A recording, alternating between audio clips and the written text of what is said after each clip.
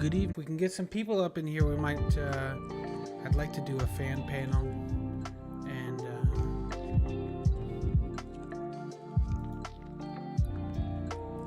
talk to some of the Dolphins fans. Get a pulse on how everybody's feeling. It's been a slow couple days, news-wise. We haven't heard much. Again, we're leading up to the draft.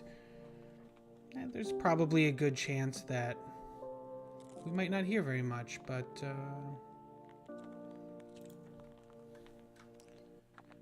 there's still been some chatter on maybe the Dolphins making some big moves. And I'm curious to see what everybody thinks, if we do think that that's possible still.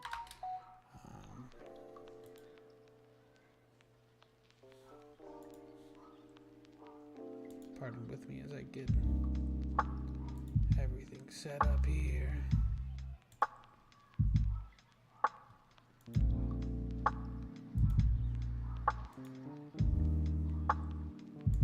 So many spam accounts on Twitter. Does anybody else, if you're on Twitter, does anybody else get like daily messages from these fake Twitter accounts? Typically with profile pictures of women on them.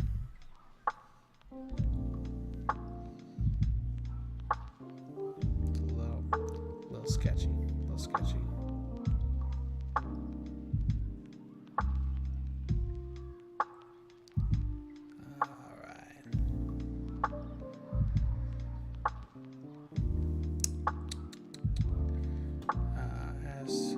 Start to get some people up in here.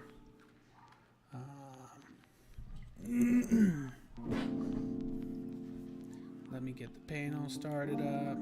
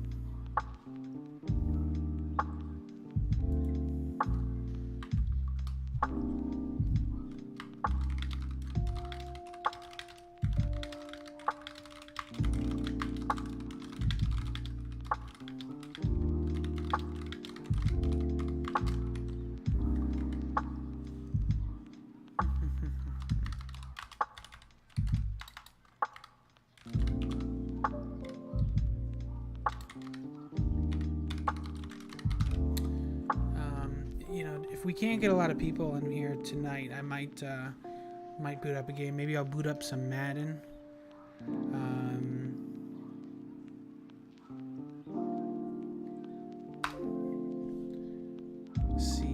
See what we can do on Madden. That could be some fun. But it's a slow night. There's nobody's up. There's nobody over on YouTube. This is my chance to take over. B-Bub, hey, B-Bub, what's up, dude? How's it hanging?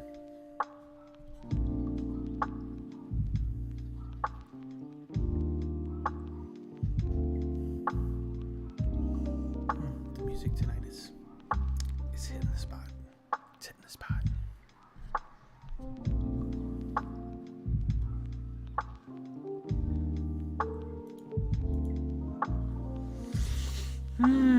Man, busy day today. Went to the famous IKEA. And I am beat.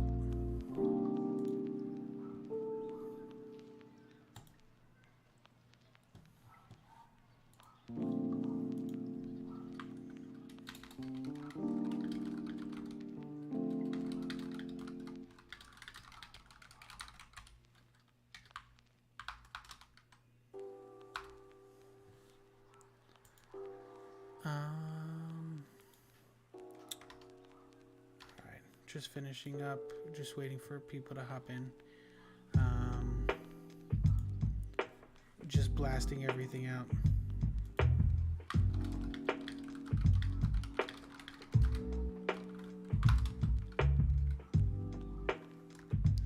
No.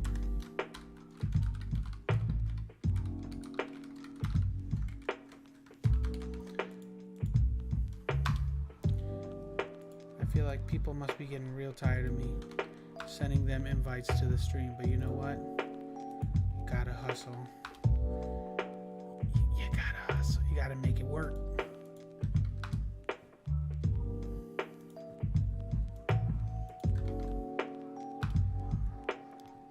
Hit up all the fellas, the ladies.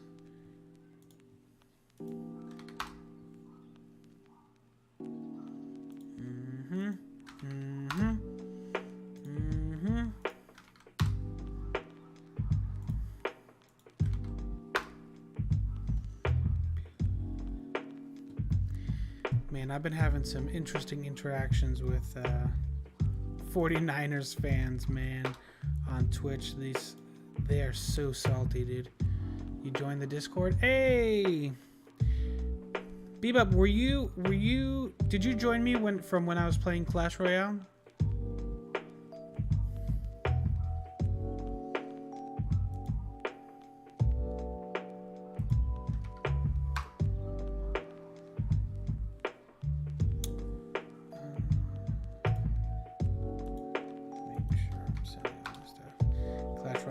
I think I'm gonna make, cause what I started with this channel was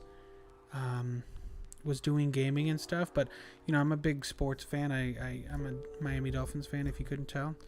So I started doing some more Miami Dolphins related things, but I think I'm gonna make another channel specific to Clash Royale, because I know there's a few people like you, and I had a couple other guys that really enjoyed, you know, hanging out while we played some Clash Royale.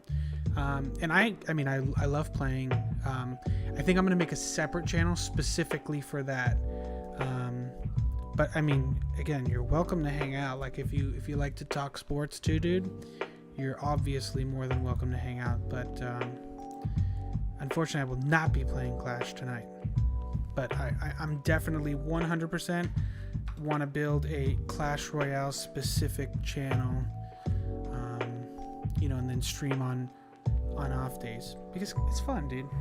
It's a fun game, and to be honest, there's not a lot of great English speaking Clash Royale players. A lot of Spanish speaking, which is cool. I mean, if you want to learn some Spanish, but there's not a lot of English speaking Clash Royale players, so I want to kind of fill that void, if you will.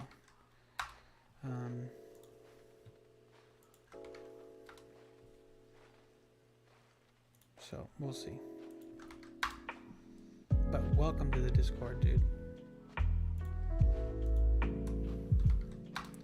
There's so many Spanish players, yeah. And really, like Italian players too. It's really popular in Brazil, I think, as well. There's, you know, it's a worldwide game, and it seems like it's taken hold more in other countries, which is cool. But there's definitely a lack of English-speaking players. So I definitely want to be that guy. If you're down to watch, you know, I want to change the whole stream, right? I want to do the whole overlay to be specific to Clash Royale. And if I do that channel, it's going to be specific, just Clash Royale only, nothing else. Hey, Danny, oh, Danny boy, what's up, dude? It's popular in Dorn. Where's Dorn? Danny, do you play Clash a little bit, right?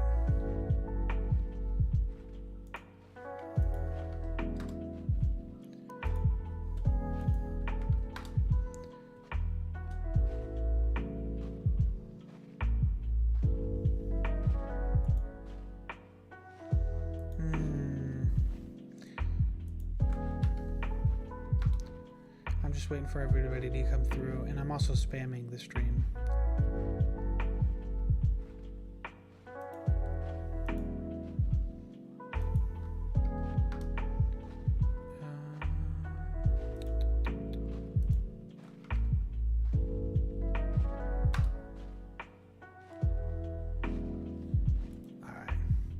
used to. Couldn't get into it.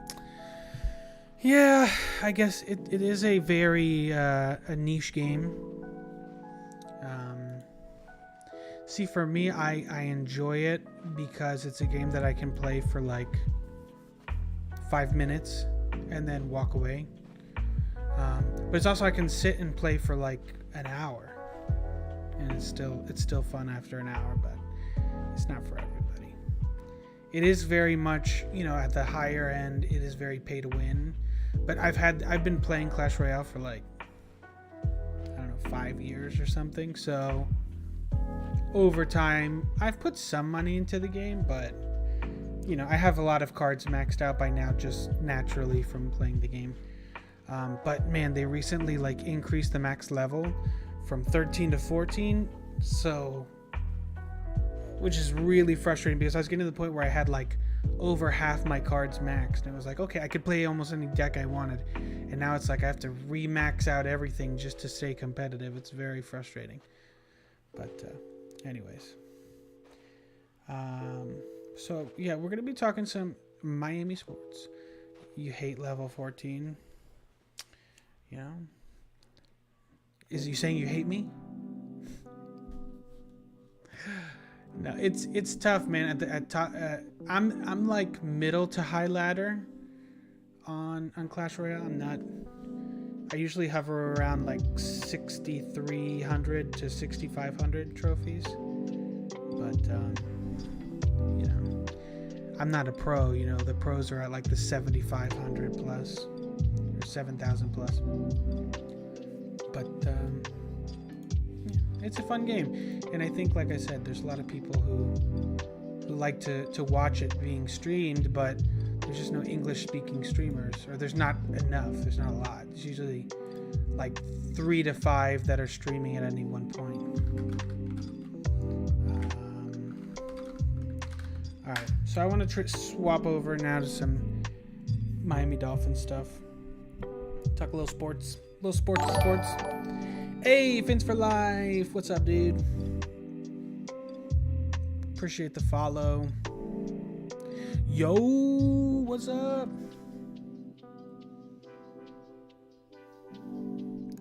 Alex, what's up, dude? Alex, you want to hop in a panel, dude? You love the mic? Ooh, yeah. I can change the colors. Actually, did I change it on this one? No, okay. I had a profile. Hold on, I could probably swap it. I had it so it had Dolphins colors. It was like the aqua and orange, but it doesn't look good on stream. Like the colors, maybe because of my lighting. I need to play with it because it doesn't come through as well through the camera. It's probably my lighting. But Alex, do you know how to use Discord, Alex? Alex is our resident tuaneer. I love Alex. Alex, you gotta join Discord. That's where we do our panels. MCJB was gonna join too, but he wrote me earlier. Oh, that's right. MCJB was gonna join too. And he asked me earlier. He's like, "Hey, are you gonna do a stream?" I said, "Yeah." And he's like, okay, cool. But then I sent him the invite to the stream, and now he's not going to.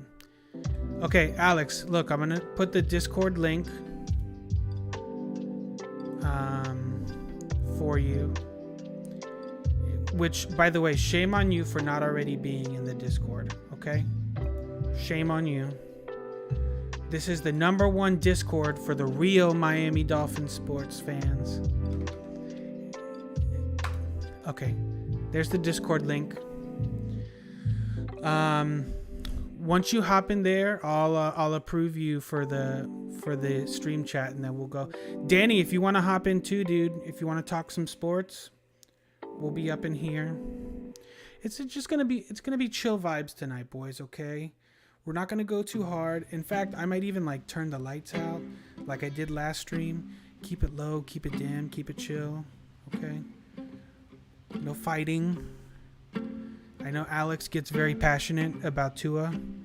Okay, but we're gonna keep it. We're gonna reel it in, and we're gonna have a good one. We're gonna have a good screen.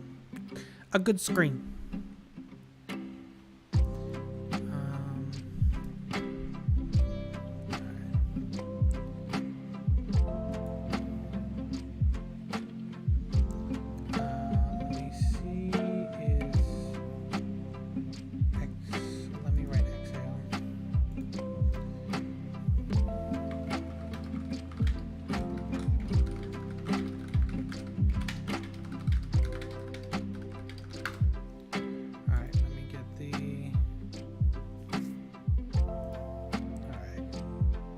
Good.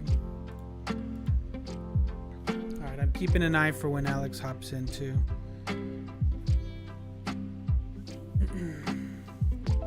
Oof. I'm so beat from today, guys. IKEA's a bitch, man. Walking through there.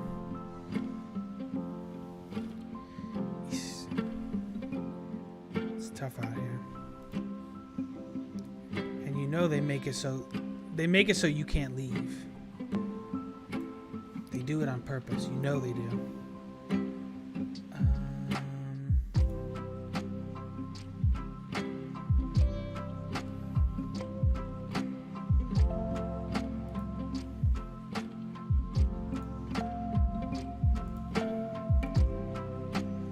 I'm in there. Nothing. You joined the you click the link.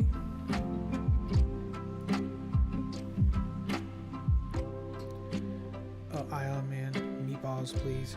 Hey, meatballs are fire though. Isle Man 22. I don't see you up in here. Oh, maybe. Hold on. Oh, okay. I see you. Okay. Hold on, Alex. Give me a second. Oh, I gotta see if Nabo can come on.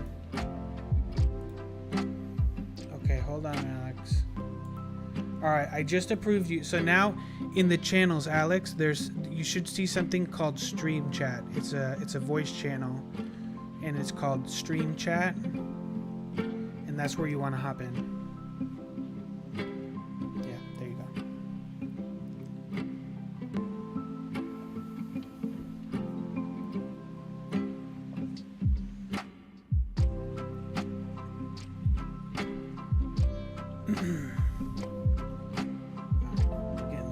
I know a lot of people in the Dolphins community are not super familiar with Discord, but they will be. They will be soon enough. We're bringing it to the masses. Hey, there he is. What's up, my dude? I'm just getting used to this stuff right here, man. I'm 37 years old, man. All this Twitch nonsense is new to me, so. Yeah. Well, Discord isn't really part of Twitch, right? Discord is kind of like its own thing, but a lot of people on Twitch use Discord. Yeah, hold on. Let me get my AirPods in 1 second. Yeah, dude, no worries.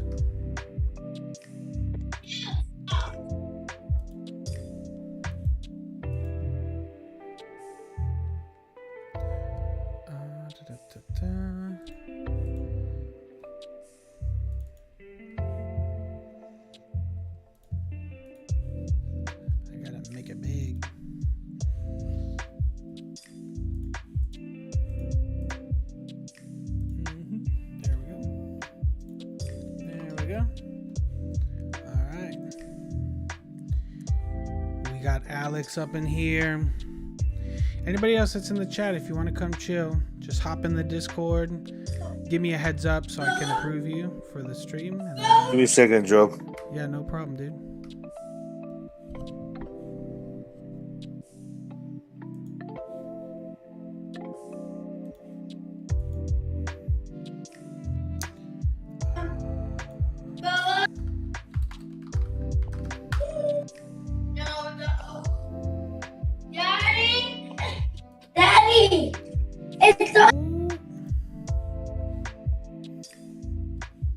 So you better mute yourself.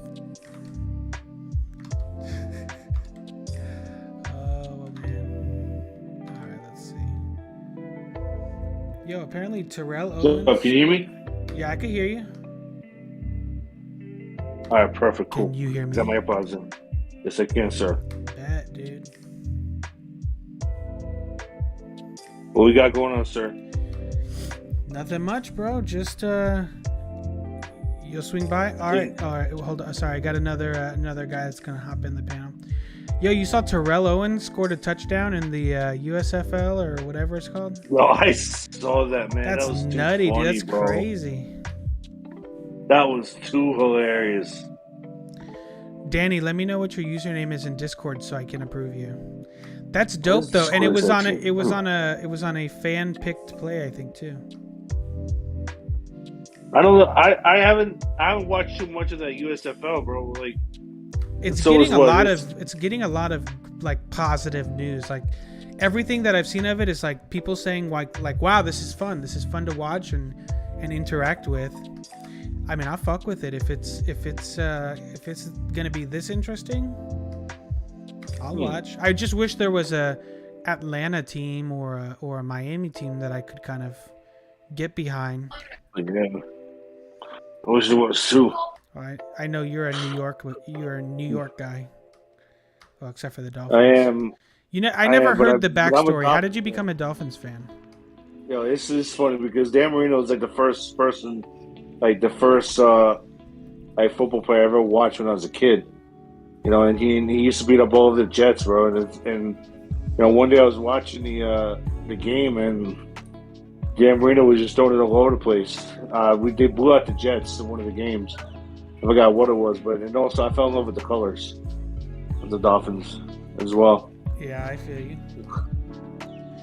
That was the main thing, the colors, and of course Marino. And I went to the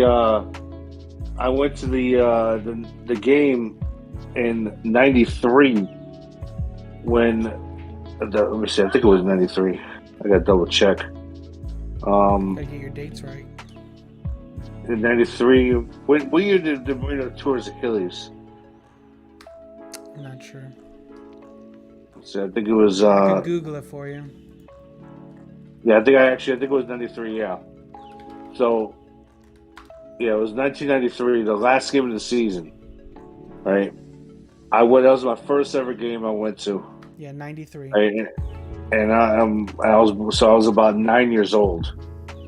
Right, 8 or 9 years old. So that was my first game ever. We drove from New York over to Foxborough to see the Patriots and the Dolphins. And at the old Foxborough, they lost in overtime. So after the game, I'm just crying my eyes out to my uncle because they lost the game. Oh, wasn't it that your uncle was a Dolphins fan? Yeah, my uncles are Dolphins fans. Yeah.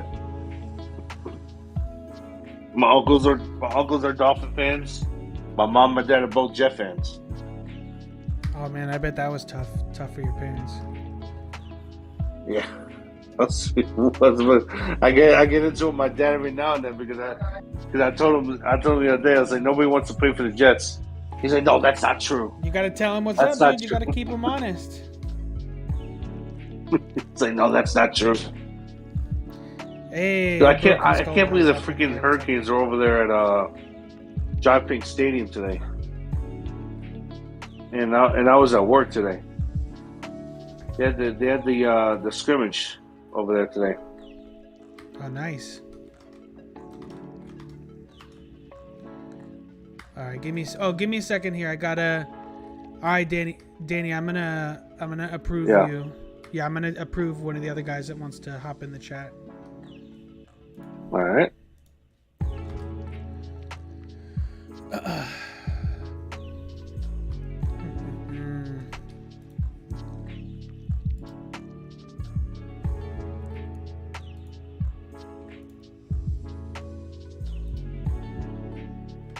All right, Danny, you should now when you go into Discord, you should see a channel called Stream Bella, Chat. I want the tablet. Alex is yelling at his kids. Hey.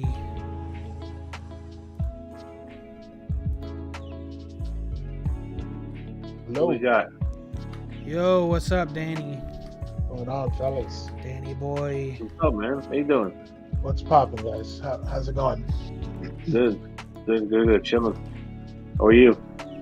Not too bad, man. I'm up late at night. I'm usually not up at this Oh, time, but you're I'm usually watching. sleeping, dude. I'm usually sleeping, man. But I'm watching some soccer right now, so I gotta stay up. Who's playing? Nice. Inter Miami's on the road. They're playing out in Seattle, so they Oh, just okay. kicked off. Oh yeah, because the Hurricanes were at John Pink Stadium today. Yeah. The Canes had their Scrimmage. scrimmage. Yeah, over at Dry Pink Stadium earlier today. I would have loved. I didn't even know about that. I totally forgot that they were doing that today. And if I would have known, it's about 5 minutes away from where I live. Oh, damn, not bad. It's a nice stadium too. Yo, Danny, we were just talking about the USFL. Did you catch any of that? The USFL, no. Yeah, they had the game. Terrell Owens scored a touchdown. Oh, that's the league where TL's playing. I saw. Yeah, dude. So I saw it under a different name, I think. It was the most funniest thing I've ever seen.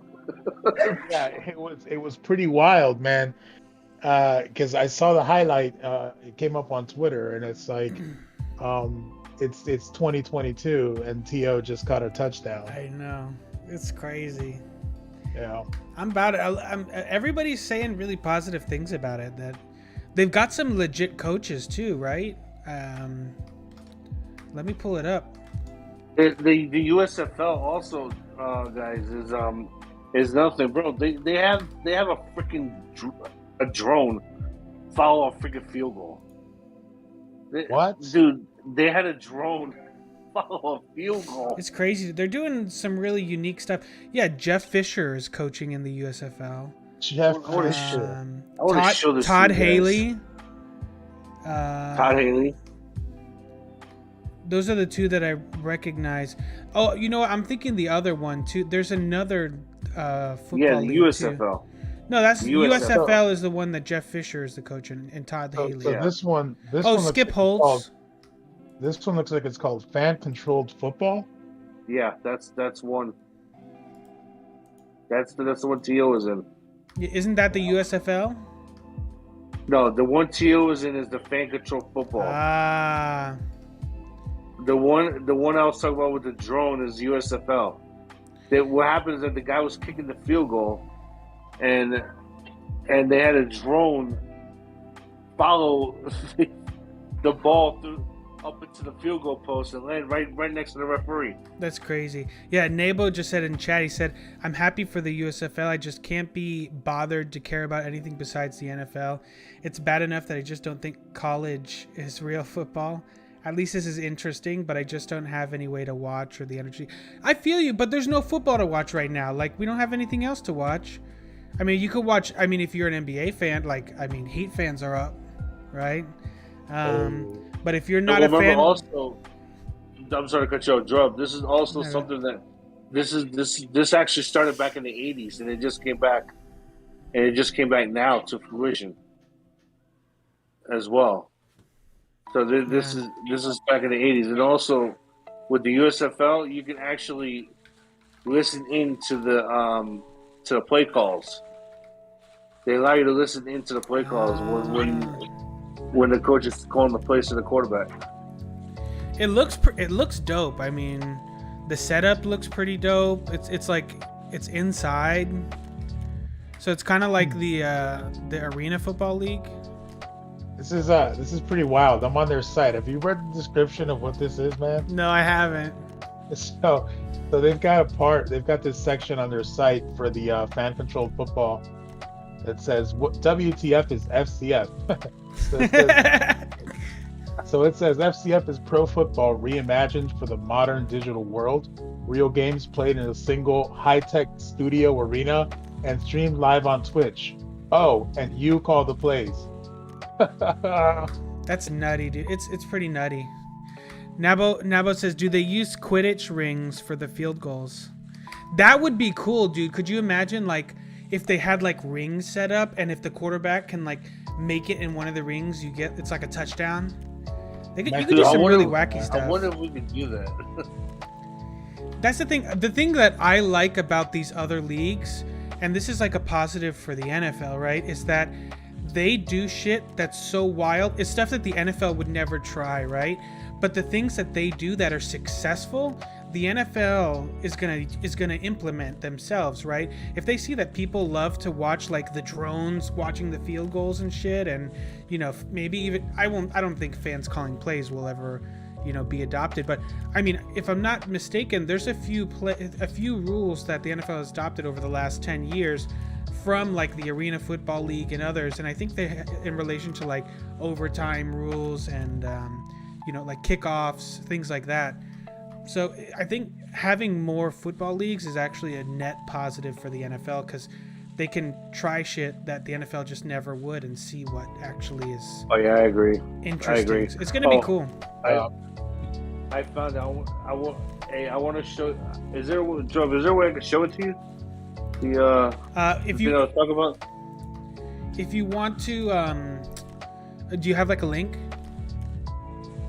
Actually, let me. You can share your screen. Just don't. I mean, if you don't feel comfortable sharing your screen, send me a link and I'll put it. No, that's fine. That's fine. Let's see. How do I do this here?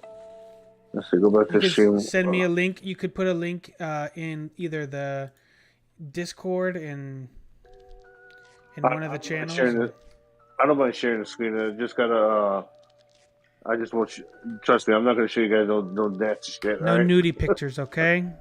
Yeah. How do I share the screen? No, that's not. It's not why you come here. I'm looking at all the players in this league. It looks like Johnny Manziel's on his way. That's fucking hilarious. I thought that he actually wasn't gonna come on there. Yeah, I think he was on the sidelines today for that match. For that game where thinking soccer for that game where T.O. caught the touchdown. He wasn't in like uniform though, so it was weird. Joe, how do I share my screen? There should be an option like at the bottom of this chat that says share your screen. Oh, hold on.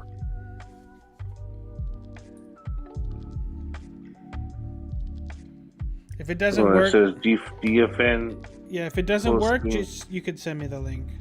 Yeah, all right. Let me see if I can. It's on Facebook. That's where I found it. Hey, let me see. I'm gonna.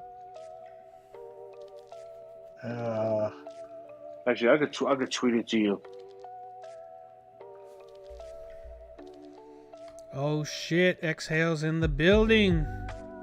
What up? What's dude? up, man? Chilling. I just tweeted it to your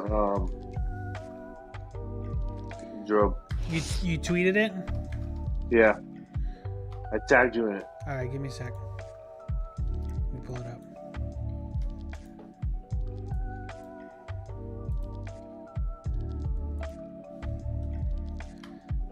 No problem, Nabo. All right, let me get it up here.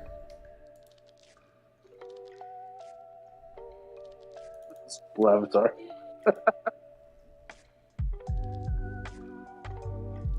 It was like getting fucked. All right, let me I gotta turn the music off. No problem. Sorry about that. Turn my headphones up. You're guessing? No, we're in the Drupatron Discord. I'm serious. What happened? Turn my headphones up. Turn it up. You see that meme? Turn it up. Okay, hold on. Is this the kickoff? Oh, this is the field goal.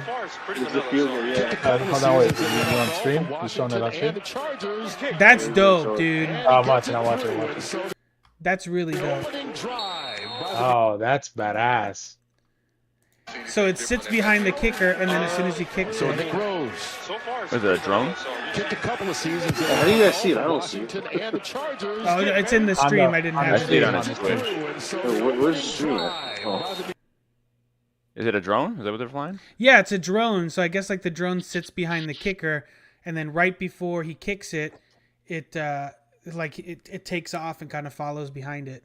It's gonna look real stupid when they fake a kick. Holy shit. Could you imagine it takes off and like smacks the kicker in the face while he's trying to throw the ball? Oh my God. That would be dope.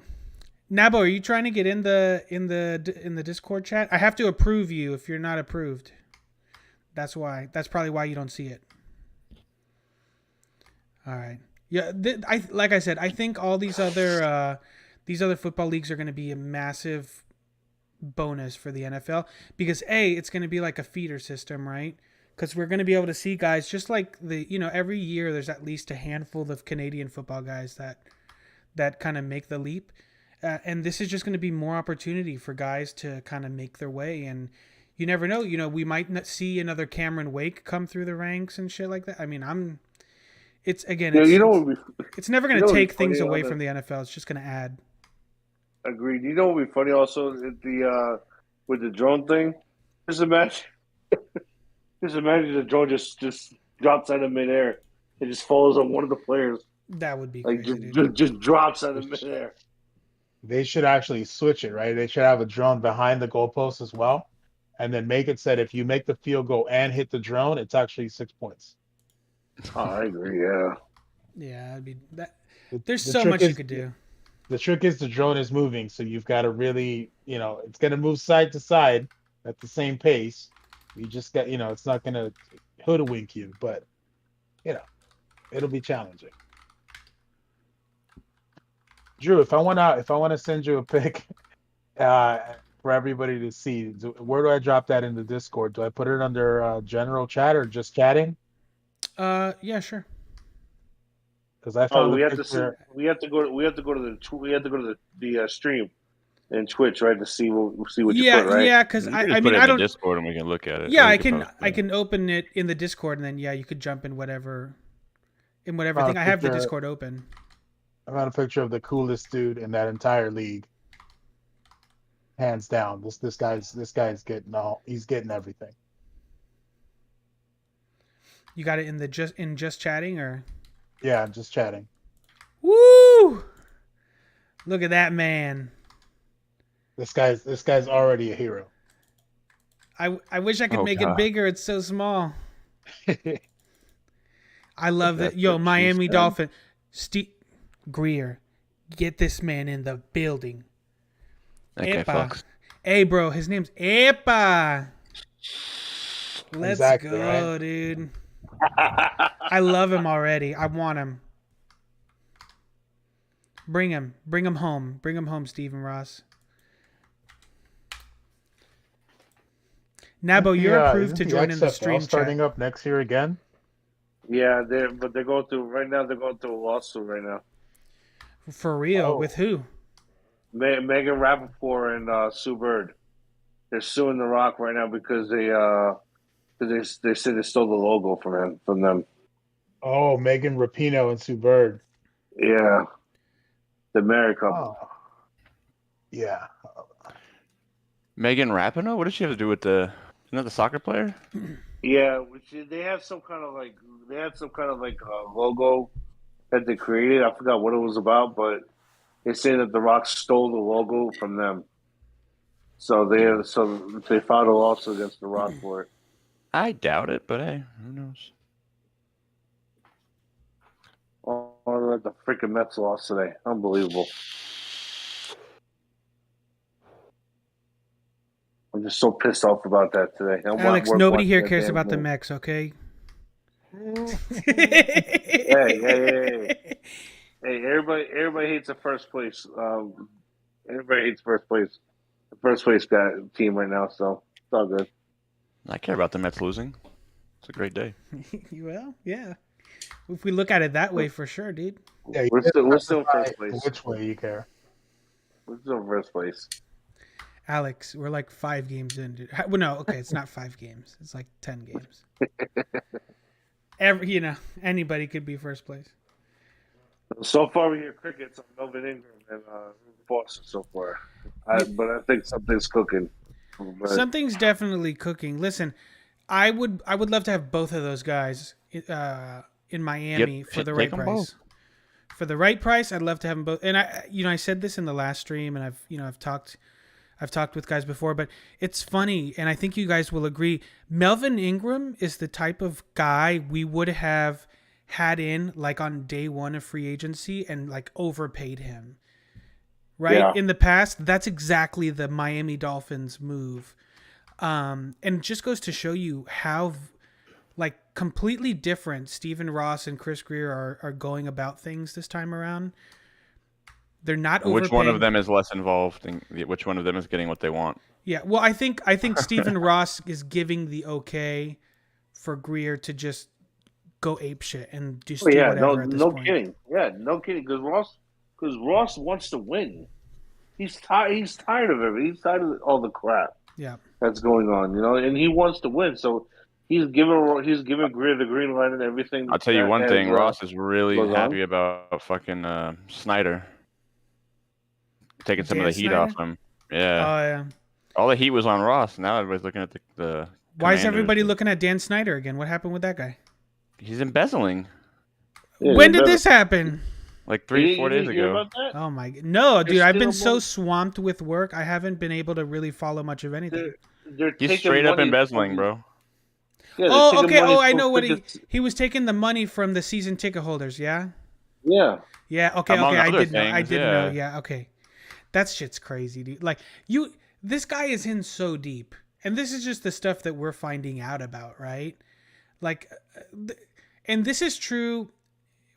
Alex, we had this talk a couple days back on the Finns tailgate, about like cheating and people, especially elites, right? The really rich people, they do stuff, crazy shit all the time, and especially these NFL owners, they cheat and they do stuff like this all the time.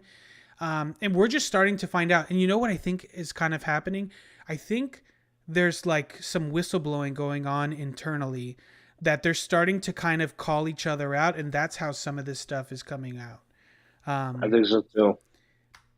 I think, and again, I think the Brian Flores thing, I think that started, and this is a conspiracy theory that I haven't told anybody, so this is breaking conspiracy theory news. Okay, this is my latest conspiracy theory. I think, okay, the Bill Belichick sending the text message was not accidental. I think it has been planned with Robert Kraft, right? Robert Kraft, Bill Belichick, and Brian Flores. They were going to basically nuke things for the Dolphins, and that was kind of what started the whole thing. I think Brian Flores got some other shit that he's dealing with too, that's maybe got some legitimacy, but I think the whole Bill Belichick accidentally sending the text was really them being in cahoots to kind of fuck over the Dolphins. I think so. You're saying is that Belichick somehow got word of Brady and Peyton wanting to go to Miami together, and you think that's what set up Belichick to know to send the message to Brian Flores about the job with the Giants. Is that what you're saying? That's what you're thinking? Correct. I mean, you may be right, but I don't know, man. It's kind of I don't know. I don't know about that. I wouldn't say yes. I would not say you're wrong. I would not say you're right, but I just don't know, because it is kind of odd how he released the same day that he released the lawsuit. The same day he releases the lawsuit, Brady retires. There was a lot of things that happened, odd. remember, after that dropped. Yeah. Right? Like, as soon as that dropped, it was like a day after Harbaugh said he was going back, right? It was a couple days before that drop that I think Sean Payton announced his retirement. That was another potential, piece of the puzzle that people are now talking about could be in play. And then the exact same thing with Tom Brady. It was like a day after. I think Stephen Ross had a bunch of shit planned, and it all basically hit the ceiling when Flores dropped the lawsuit. I don't, and again, people are still not ruling this out for 2023. It's just crazy how they're still not ruling it out for next year, that it could be a possibility where Brady comes with Peyton to Miami. I mean, listen, At 47 I think at anything, years old, bro? At At this point, 47 years old? anything is possible, dude. I'm telling you, anything is possible at this point. Anything is possible. Anything is Anything is possible. possible. I got a I'm Nabo. going to- If we have time, we'll definitely hit on And it just- if we hit a low. And this goes back to what I've been saying this whole time. It is not. This is not fair to Tua at all. It's not, bro. Like, this kid cannot escape no controversy. This kid can't escape nothing. He's had to deal with the Watson rumors. Now he has to deal with the Brady rumors. Like, oh, how much? This is. If you're a quarterback, Go ahead. if you're a quarterback for a starting team, everybody says you're the guy. Like, how does that make you feel? Personally, everybody says you're the guy. Yeah, it's a lot. Listen, that's why, elite quarterbacks, it's about 60% what that quarterback can do, right? His skills, his talents, his abilities. The other 40 to 50%, right? Depending on how you want to look at it, it's on where they land. And if the most perfect example of that is Matthew Stafford. I've been like laughed at basically for calling Matthew Stafford an elite quarterback at times, and people will still kind of debate me, but I get far less pushback now than I ever did before. But I've always said Matthew Stafford is an elite quarterback in one of the most dysfunctional franchises outside of Miami that the NFL has ever seen, right? The Lions are just terribly run from top down. And we see now, as soon as Matthew Stafford goes to a great position, he looks like an elite quarterback, and everybody's singing his praises, right? It was always there. He always had the talent and ability. It just, he was in the wrong place at the wrong time. And we see this, look at Ryan Tannehill as another example of a guy who took the name out of my mouth, man. I took it straight out your mouth. It's wrong place, wrong time. Unfortunately, with Adam Gase, Joe Philbin, he was just maybe never going to be successful here. As soon as he goes somewhere where they have an established run game and a competent coaching staff, he doesn't look elite. I'm not saying Ryan Tannehill's elite, but he looks better in the Titans than he ever looked in Miami. It's place is. I can only imagine how many QBs have come through the league and just failed because they were in the wrong position. Drew, one thing you can say that to you blue in the face, but one thing's for certain: Tannehill will never be a franchise quarterback. He's a game manager. He's already a franchise quarterback in Tennessee. No, he's not, dude. No, he's not. Dude. Okay, hold on. Tannehill's not a franchise guy, bro. Let's define. I think I'd call him that either. Let's define what is a franchise quarterback. Okay, you want me here? Let's define this. In my opinion, a franchise quarterback is this. Okay, a guy that's going to sit there and command the respect in the huddle, and the guy that's going to take the team on his back. When all hell breaks loose, they're going to look at that guy. Everybody's going to look at the quarterback as that guy to say, you know what? I got to take the. He has to. We're going to have to care. I'm going to take this team, and we're going to win it. Come on, ride my back, guys. I got this. And Tannehill proved it in the AFC Championship game against Kansas City when he had no Derrick Henry and he had until One was out.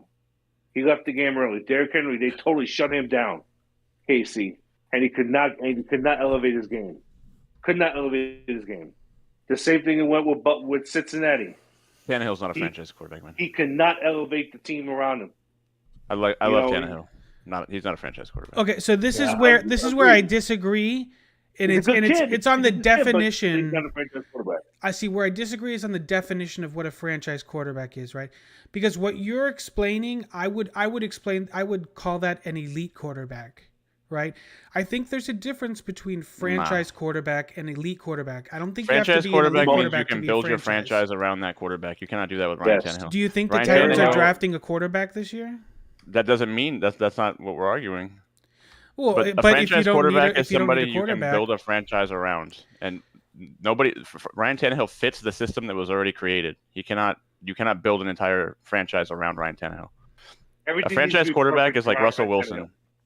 Exactly. Okay, yes. is Russell Jimmy Wilson. okay? So No, with Jimmy that, Garoppolo is not a franchise exactly that quarterback. was the next Yeah, thing. Jimmy So you Garoppolo's not a don't franchise think Jimmy quarterback. He's not. Garoppolo is a franchise quarterback? Not even close. No. No, not even exactly. He's garbage. Jimmy's garbage. I don't think he's garbage, but I don't think he's elite, right? Again, we're talking about guys that are like top 15 quarterbacks, right? They're not top 10 is where I think you go from above average to great, right? The Listen, great I don't even think quarterbacks are Lamar the top Jackson's a 10, franchise quarterback. and then I don't think Lamar I think you're Jackson wrong. is a I think you're franchise really quarterback. wrong there. The reason why is because the kid is good, but he's not. He's an athlete playing quarterback. He has no accuracy. How many franchise quarterbacks do you think are in the league right now? You got Mahomes, you got Rodgers, you got Rodgers, you got Brady. There's about 10. Did you guys There's put about Murray 10. in About that 10. conversation? Who? Which one? Would you guys put Kyler Murray in that conversation? No, Not Not yet. close. I wouldn't. Not yet. Not yet. Is Joe Burrow in there? Yes. Very close. Yes. Yes. Is Herbert in there? Probably, but we don't know yet. The jury's, in my opinion, the jury's still out on him. I don't think it's out on Bro. He just went to a Super Bowl with the dog shit offensive line. If you can, if you can do that. So the we're guy. saying basically franchise quarterbacks are basically like your top 10 is kind of how you look at it. I push it out a little bit further to like top 15 guys I consider franchise quarterbacks, because I think for me a franchise quarterback is a guy that's you're building your team around, that you're solid with your quarterback, like he's your quarterback. In Tennessee, If the difference between being a franchise quarterback and a guy that plays for a franchise for a long time, like that's. But would that not be the definition of a franchise? I mean, if you're with a franchise for years and years, you're not a franchise quarterback. So No, that's a where it franchise loses me. A franchise is an organization, but a franchise quarterback is someone that no matter what happens, they wouldn't take any other player at the position because that's their guy, right? Like Ryan Tannehill's not that guy. If you called Green Bay, they're like, Aaron Rodgers is not going anywhere. That's a franchise quarterback. You called Tennessee and you give them the right price, Tannehill's on the next plane out. Mm-hmm. That's a franchise quarterback. I think Tennessee's going to be looking for a quarterback either this year or next year. They probably already are behind the scenes, to be honest. They're stupid if they're not. You always got to look for an upgrade, and he's not the best, man. He's just not. Well, so then Russell Wilson is not a franchise quarterback? Yes, he is. He demanded a trade. That's different. Well, you just said if a team is willing to trade, you just said, okay, for instance, I didn't say Aaron you hold Rodgers. hostages. It's not like Liam Neeson and Taken or something. I feel again, like for me, I just think franchise quarterback. I'm not really equating necessarily directly to talent level. I look at a franchise quarterback as a guy who your team is building and sticking with at quarterback. Like he's again like your franchise running back, right? Is the running back he's on your team? I know it's not a thing, but if we were to call a franchise running back, right? We like guys that just stay on the team and they're with the team. You're building around that player. That player is there. It's a piece. I guess that's where I just have a different. If you were the owner of the Titans, definition. If you were the owner of the Titans and you went to a meeting, like an owner's meeting, and you're talking to the group, and they're like, "Well, how do you feel about Tannehill?" Would you go, "He's my franchise quarterback"? You would. I mean, they would probably say that because you gotta hype up your QB, but by saying that by default, you agree with me that he's not the guy. You'd say it to hype him up, not because you believe it. Well, I'm saying that because of the conversation we're having, right? Everybody fell for this. Everybody fell for this with Ryan Tannehill because, he showed flashes here and there. I can't stream in the Discord right now. I was trying to give you guys background music over here. Not music, but I had the music on. I didn't mean music. I mean like background content. I'm running around playing a game in the background like it. But everybody fell for this with Ryan Tannehill because when he was down here, he would show flashes here and there, but we all knew it was a bunch of fluff. And then of course he goes to Tennessee, and right there in 2019, Mariota goes to the bench and Tannehill starts, everybody's like, Dolphins did destroy Tannehill, blah blah blah blah. Like Tannehill's not no, doing they anything did we didn't not. think he could do. All Right? he He's is a better handing the system, ball better off. team. Yeah. Derrick Henry is the whole team. He's not like a world beater over there or anything. No, I Exactly. think Tannehill's like top 15, right? Can we? That's kind of like a fair Tannehill is assessment. at If you 15, At maybe. 15. He's 15. Fair. He's in that echelon of hold on, quarterback hold on. with like If you throw, with Jimmy Garoppolo, Drew, competent starters. here's the thing where it just shuts the door on the narrative with a franchise quarterback with Ryan Tannehill. Okay, Let me hear it. If your quarterback throws for 70 freaking yards the whole game and doesn't and your running back runs for over 180 yards, then there's a problem right there. So you ride more on the running game to beat the opponent, and then the next week throw for 80 yards. So he didn't even crack 100 yards to the championship game, and they lost. So that tells you right there where your whole team is. Derrick Henry's the whole team. So what if I told you? And look, this really, how you answer this is gonna just tell me how you think about PFF, I guess. Ryan Tannehill was ranked 11th by PFF in their PFF ratings. How do you feel about that? I don't give a Ranked shit. 11th That's what? ahead. That's I'll ahead tell you, of. I'll tell you that I'll name Matt you 11 Stafford. better quarterbacks. Okay, and I'm gonna like qualify this by he The was PFF ahead ranked of Jimmy Garoppolo. Patrick Mahomes, Matt Stafford, and those are about the only two guys that he's ahead of that I think are better than him. He's ahead of Patrick Mahomes? Yes, Patrick Get the Mahomes. fuck out of here. Patrick, Okay, so Patrick I don't take Mahomes that rated seriously. 77.5. Ryan That's Tannehill insane. got an 83.5. That's, Oh my I don't God. know what they're on to make those rankings, but give me that guy's job. I'll do it for What him. I don't- metrics are they using for this? Look, I got. I mean, I have to look at it. A lot of it. I do know they put a lot of weight, and this is where I You know think. what, guys, I think it's my uncle that's actually making this PFF rankings because he thinks Jalen Waddle's overrated. I think they put a lot of stake in. Oh, somebody else joined the Discord. Who's up in here? Hey, what's up, guys? Hey, AJ, what's up, dude? How you doing? Yeah. Hey, again, What's up, man? How for you some doing? reason, it's like I can barely hear you guys. Oh yeah, You can right-click the names in the Discord and turn them up. Just FYI. yeah. Yeah, My headphones yeah. up. I think Turn them my shits uncle. up. Turn I it think my up. uncle is the one. I think my uncle is the one that's making these Yeah. these things because guys. By the way, if you don't know, my uncle thinks that Jalen Waddle's overrated. So Okay. let's Yeah, just- maybe he let's is the just- one Oh working here. no, I negative. mean, he might be if he's using PFF. He might be the number one receiver in the league. I don't know. Shit's wild. So I got to figure out what it is that because turnover, it's not turnover worthy plays because Patty Mahomes' turnover worthy play percentage is lower than Tannehill's. I don't know, dude. I don't know how they have him ranked higher, but they do. Yeah, they must be on drugs because. And it's not ranked right. They're not talking about like power rankings. It's just their grading system, right? They grade. No, They you know grade what? the passes. I think someone paid PFF to make these ratings. Yeah, up. Ryan Tannehill threw him a buck. He threw him a Ryan hundo. Tannehill too. He threw him a Dude, hundo. I He's don't like, pay- hey. I don't pay attention to any of those, man. Some of it has merit, right? Because what I of it, really yeah. what I really like about PFF Not is if it says that Tannehill's better than Mahomes. No merit. Well, no, they're not None. saying that he's better. They're just saying that Yes, they are. he graded better. Cool.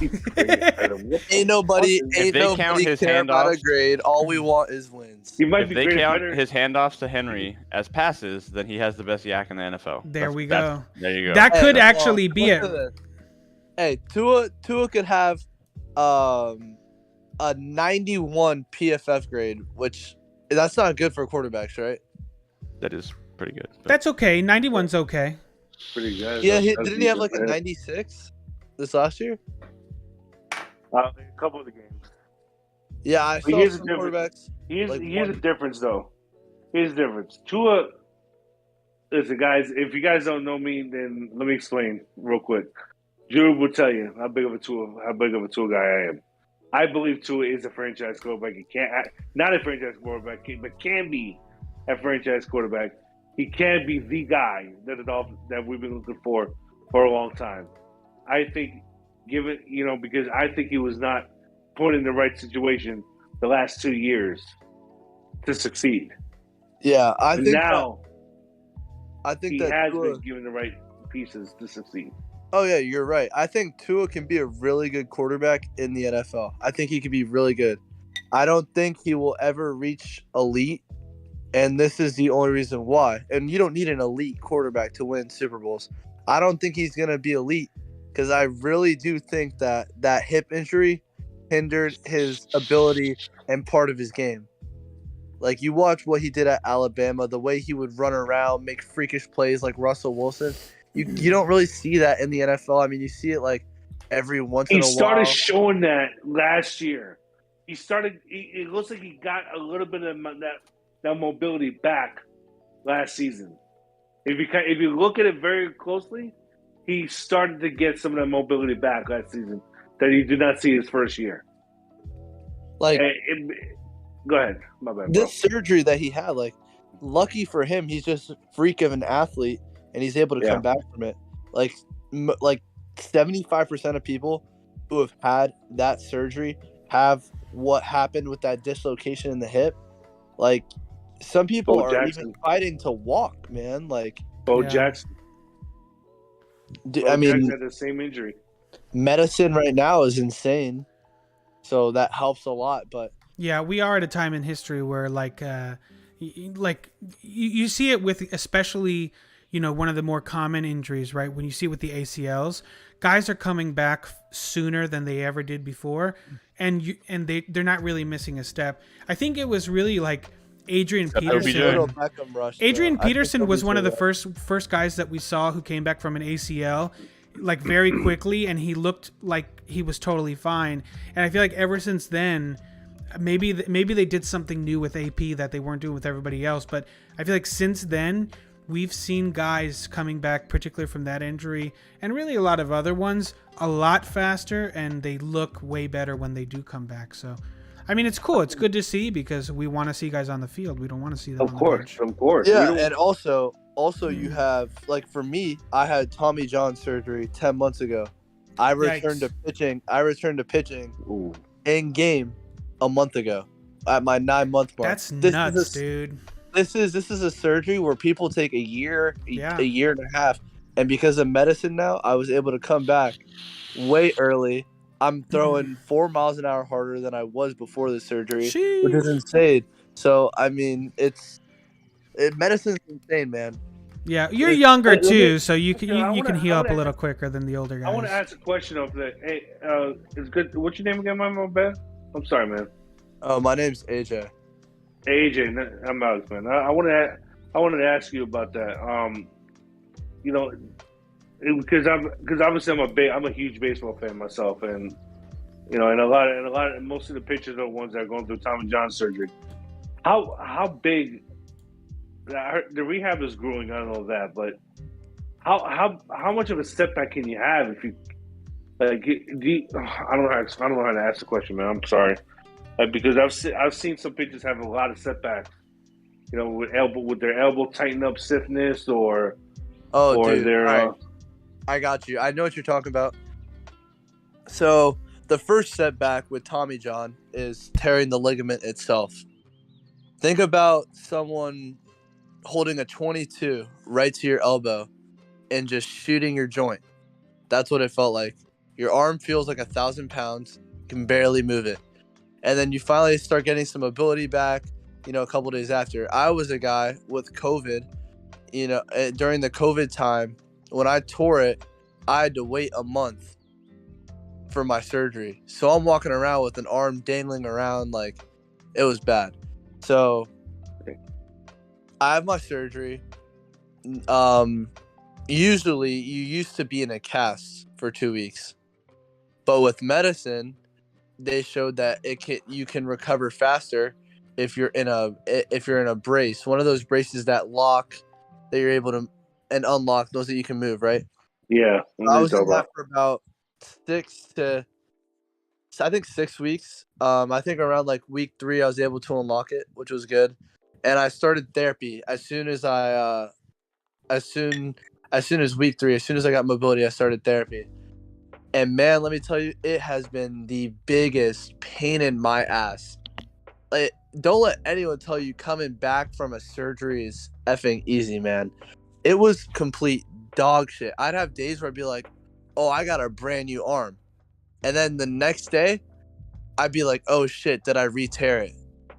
And especially when I started throwing again. My first day throwing, I didn't even know how to throw a baseball. It was so weird. Like, my brain would tell my arm one thing and my arm would do something completely different. I think, like, and then you're not allowed to throw hard. So you have like 5 months of throwing and you can't even play a game. You can't even throw the ball hard. And then you have to relearn, like, that's just throwing a ball regularly. Then you have to learn your pitches again, like your curveball, changeup, sinker, whatever you throw. You have to relearn it all. So that's also a big part. And then the mental part of it, when you're actually throwing hard, because you're gonna get tight and stuff. You're gonna be throwing, and you're gonna feel a pop in your elbow. Like, I still to this day feel pops in my elbow, and it's the scar tissue tearing. And you think it's your ligament because it hurts after it tears. It doesn't happen very frequently, but it happens like once every other time I throw, and your arm hurts really bad. But you have to throw through it. And I've actually, I feel like it's kind of a blessing in disguise for me now that I've been through all of it, because it's taught me so much more, and like it's taught me patience and stuff. So it's helped out a lot in that area. But like baseball wise, like I'm back now. I'm up to 90 on the mound, which before I was only up to 86. The one thing that really sucked about the surgery is that I had like 5 Division I offers going from my right before the surgery. Lost all of that. I was left with the walk-on to a school in Pennsylvania that's Division I, Lafayette, but I wasn't going to Pennsylvania on a walk-on, like, hell no. And then, Damn. I come back and now I'm tearing it up. I've gotten a couple offers, nothing Division I, but I have a couple schools looking at me. I got like another month left before I gotta make a decision, but hopefully it works out. But like I said, like, I'm pitching the best I've ever pitched in my life, and it sucks because, like, my last start, for instance. Good luck to you, bro. Yeah, thank you. And like, so for instance, I've had 5 starts. My first 4 starts, gave up 0 runs, up to 90 on the bump, going really good. My last start, I had a really bad arm day. Arm did not hurt at all. Did not have any pain, nothing. Couldn't throw the ball hard for crap. Literally only got my fastball to 84. So I was like, shit, man, like 6 miles an hour. So like, I'm still going through growing pains. And so I'm still going through like this rehab. Like, my arm's still not 100%, and it won't be till the 1.5 year mark. But the fact that I'm able to come back earlier just shows the technological and scientific improvements that have been made to help players get back at this level. And I got it done with the Andrews Institute, which is like the best place in the country. It's like where all the NFL players, Chris Sale was getting Tommy John. He got Tommy John there the week before I got Tommy John there. So like, when I got out of surgery, I was in the waiting room waiting for my dad to pick me up, there was an NFL player there getting surgery. So, it was pretty cool, the place. And I if I was gonna get surgery, I wanted to be with the best people in the country. And what's a 7-hour drive, man? Like, it's a 7-hour drive, bro. Like, it's not that deep to Pensacola. So. Yeah, good luck to you, bro. And hope everything works out for you. God bless, bro. Definitely, dude.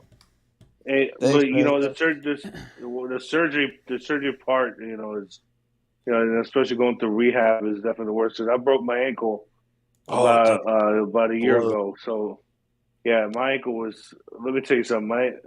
my ankle was in one way, my leg was another. So Ugh. let's just say it's like that. That's No, beautiful. no. Ugh. And let me guys tell you a little story. It's funny. It's funny the way it happened because it would only happen to only me. I fell asleep sitting up, and you know how your body like just gives out when you're sleeping, and your body just totally shuts down on you when you're Yeah. sleeping. So I fell asleep standing up, and next thing you know, I'm going to the ground, and I hear a crack, right? And Yikes. and I'm on the ground and see that going. I'm in so much pain, bro. I felt like my whole ankle felt like it was in a vice grip. That's how bad the pain was. Like I was That getting sucks, squashed by an dude. anaconda or Oh yeah, man. or a Did you python. did you tear any ligaments when you broke your ankle I or did. no? I did. I had to get surgery. I had to get surgery, and I had to get screws and pins put in to keep it in place. Wow, yikes. You know, And it's not you could break a bone and like the bone breaking is not really gonna hurt. What's gonna hurt is the ligaments that you tear. That holds all the shit together. Wow. That's what hurts really bad. Because then when the ligament tears, you have joints rubbing together. It's not rubbing on that ligament, it's rubbing together. That's nuts, dude. Yeah, like think about your for real, your MCL in your knee. It literally the two joints in your knee, it rubs on the MCL. That's why you see a bunch of those tears in the NFL cuz it rubs and all the cutting and stuff, like cutting back, accelerating, decelerating, all that stuff makes the joints rub together. And it's not like you going in one direction and your foot going a different direction and it snaps. No, the MCL tears when there's just grinding and grinding and grinding and grinding. And eventually it just gives out. And so like, dude, ligaments and tendons, man, like that's what hurts when you break stuff. Like I've broken a finger Damn. before. That shit hurt, but it hurt because the bone went through my skin. So I was hurting from like the skin. Oof. you know, I didn't. I lucked out and didn't have that happen to me. You know, Oh, it would dude, have you been would a have lot. passed It out would have been probably, a lot man. worse. Yeah, I You probably would would have have passed passed out. out. Even, Hell yeah. bro, I would have probably passed out, man. But I'd say one thing when I had the Drew. If you want to share this, bro, you can. But I'm going to send you the picture of it. I Okay, don't know if you. I'll screen it before I put it up. Yeah, but I don't know if you guys want to see exactly how it is. But I want to send Drew the pictures. But but when I first went to rehab, right, it was my I was in a boot, I was in a cast, I was in a hard cast for a couple weeks after the surgery, and then they put me in a boot finally after a while. But um, when I first got to rehab, I didn't want to put no pressure on my ankle at all because I was afraid it was going to break again. You know, and then of course everybody was like, no, it's not going to break. You know, you're going to be just fine. This, you know, try to put as much pressure as you can. But bro, guys, I could not put pressure on it because I was so scared. Still, I was scared until because your brain's telling like your brain's like it's like you said like your brain's telling you something and your brain's and it's another and you're doing it another way. So Yeah. like I just had to fight that mentality. Like yo, like you got to do this. You got to do this. You know. Yeah, Oh, and yeah, Yeah. it's definitely all mental, man. Like literally. yeah. Yeah. And that's why you've got to give to a little bit of slack. Because another injury he was battling last year was the ribs, right? I was Yeah. talking to a buddy who broke his ribs, and it was about 5 years ago, and he says he still is in pain to this day. I I fractured a rib last year actually. For real. Hey, Yeah, Drew. playing soccer actually. Yikes. What's up, Drew. Adrian? Remember I told you how my dad he worked for the Dolphins? Yeah. So when he used to work for the Dolphins, it was when Marino was the quarterback.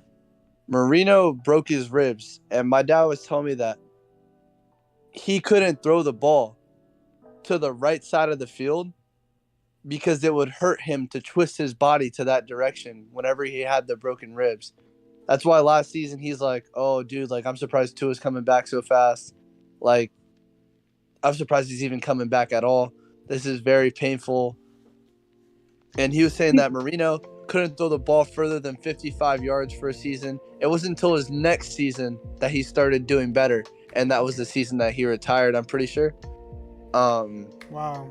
But yeah, dude, the ribs is no joke, man. Like, think about it, man. Yeah. That thing, the ribs protect your heart, your lungs. Juba, send it to you. Dude, like, Yeah. that's probably Yeah. one of the most vital parts of your body. And you're Well, yeah, I breathing. mean, they're one of the most essential functions of your body. It protects Yeah. every single one of your vital organs. Not that's only that, why- you have that's why I get muscles pissed in off at between each people. bone. You got muscles in between each bone too. Correct. Yeah. Well, I That's why can't. I get can't pissed show off that. at people. I can't show that on screen, Alex. You could put it in the Discord though, if the boys want to go check it out. But I can't. I don't think I could put that on Yeah, stream. send that in the Discord. Yeah, you I- could I put it in looked the at it just on in the just chatting in channel. Yeah, I don't think I. It's not bad, but I don't want to get. I don't want to get in trouble with Twitch. Hey, Yeah, did when I, y'all see I think Terrell you Owens would. with the touchdown catch today? We were just Yeah. talking about that Oh, yeah. like Just 20, talk 30 about minutes that. ago. Dude, I It's don't pretty get why dope. he's in the.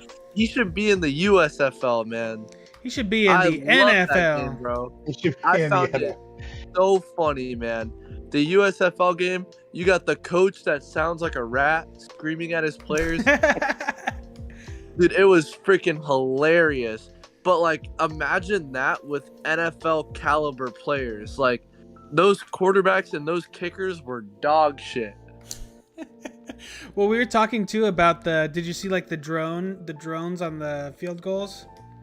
Yeah, It's pretty it dope, was, dude. it was awesome. It's That was. it's nuts. So okay, so let's get a little bit. Let's dive into a little bit more Dolphins related talking points here. I'm curious. We talked about it a little bit last stream, but I didn't have any of you guys on, so I'm gonna ask you guys. There's been rumors that the Dolphins still have one more big splash, big time move to make this offseason. An internet breaking move. Do you think there's still one move left for this offseason, a big one? And if so, or if not, give me your takes. I'll hit Alex first. What do you think? I think there could be one more move left. I don't think it's gonna be a big splash. And also look, it might not come anytime soon. It could come like just maybe before the season starts. Maybe right after the third final preseason game. That move could come. Who's the guy you like? or- Who's the guy you like, or that you want to see here? That would be a big move. Maybe maybe an inside linebacker, Devontae Campbell. He's still out there. Or Ooh, I like that. I do like that. or maybe bringing Hightower on a 1-year deal. Yeah, I'm but still on you that see, Hightower's not like a covering linebacker though. Yeah, I know, but I just We I need just want to need bring him in coverage. for the veteran leadership, because I think he can make Baker better. Yeah, but I don't. I Isn't really that don't what a think so. Landon Roberts is for? Like, a Landon Roberts is 30 years old. Like, a Landon Roberts should be the one teaching Baker. Baker can be so good if he had a coverage linebacker. Baker's having to do more than what he needs to do. And that's why he's not looking as good, because he's got to make up for the other linebacker or the other two linebackers not being able to cover. So he's like literally having to multitask on a football field. You know how hard that is? Yeah, that is pretty hard. Yeah, yeah, you're right. I mean, I like the Campbell one. I like the Campbell one. Yeah, AJ, what do you think? You think we got another move left in us? I think we do. And I don't think it's one that you guys are thinking. I think we trade into the first round. Ooh, Oh, spicy. right. That's a spicy pick. That's a nice And one. let me explain why. Out of this year's draft, name a couple of the deep position classes this year? I mean, it's wide receiver and maybe offensive line. Whoa. Maybe. All right, hear me out. You got Evan Neal, the dude from NC State. You have Charles Cross, and I think Charles Cross, who has the ability to play right tackle, I think he becomes a Miami Dolphin.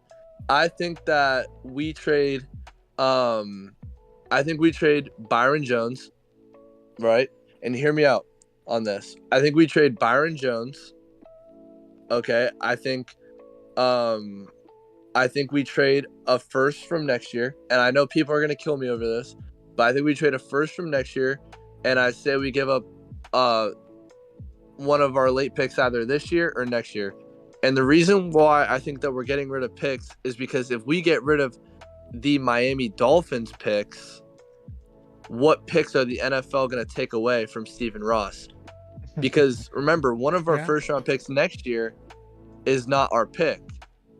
They can't take away a pick that we got through a trade. Beginning to think that nothing may come out of this so far is the investigation. Something's gonna come out of it. I think that there's gonna be an investigation, and either way, I do believe. I don't think it was this last season that we were trying to lose, or the season before. I think it was the year when we were tanking for Tua, or when that was the thing. Yeah, it was. Yeah, it was. I know for a fact that was it, man. There were in the beginning of the season, man. There were games where people were just standing around and could give two shits about what's going on. And I think when we felt like 0-5 or whatever the hell it was, I think that's when Ross was just like, all right, look, we have a chance at either Joe Burrow or Tua. I'm sorry, I don't care whatever the hell people say. No one was picking Herbert before Tua in the draft. You had to be a maniac to make that decision. Like, all right, we did not expect this from Herbert, okay? Nobody did. And we could talk about that a little more later. But, you know, I think that was the year it was like, all right. I remember when we were playing the Bengals and the Bengals came back, I was like, hey, it's not too bad of an idea if we lose. And we ended up winning that game, of course. I was actually cheering for them, to be honest, because I was a season ticket holder, guys, and that year, and I was as a season ticket holder, I would be pissed off if I found out we were tanking, actually. You know, and I spent so much money that year, and you could tell me that all they were just trying to do was lose games on purpose. Give my money back for that year if you're going to do that, then. Bro, yeah, no, we need our money back for that year. We traded Fitzpatrick, we traded Landry in that offseason, I'm pretty sure. But here's the thing where people don't understand. If you really wanted to tank, why the hell would you bring in Fitzpatrick then? Fitzpatrick is an automatic win of like 5 games. 6 games. Tell me you did not enjoy watching Fitzpatrick play, man. Oh, I loved every second. I did. He like, what's the word? Reignited. Is that? He reignited like my love for Dolphins football because we were so dog shit. I was so tired of seeing Tannehill and freaking Jay Cutler and all these trash ass quarterbacks. I mean, Fitzpatrick, I wouldn't say he was trash. He was a decent quarterback, but that man was fun to watch, dude. He'd run like for an 8-yard gain, and he'd get up freaking yelling at the top of his lungs, man. Like, you don't see that from quarterbacks nowadays. It's all business, man. And he's just out there having fun. He's a 40-year-old drunk playing football, literally. He was a gunslinger, man. You know, he's just out there having a good time. Dude, man showed up to training camp with a beer belly. Oh no, man! You gotta love the guy. Fitz definitely was one of my favorite Dolphins. Yeah, ever, man, ever. The 2 years that he was here. The other thing was, there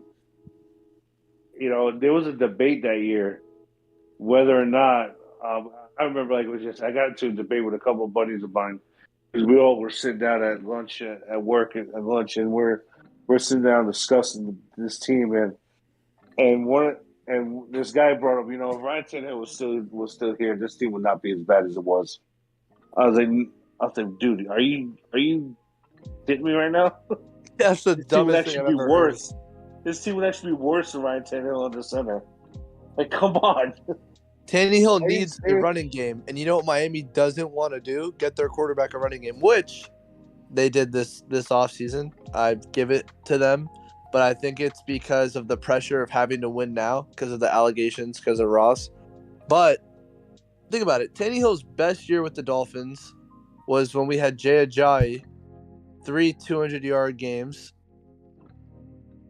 Dude, Jay Ajayi, like, people, like, he was so underrated, man. I loved watching that.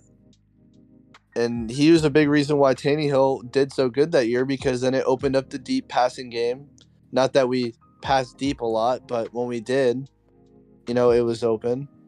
And, the play action was insane, which is what Tannehill was good at, coming in from A&M.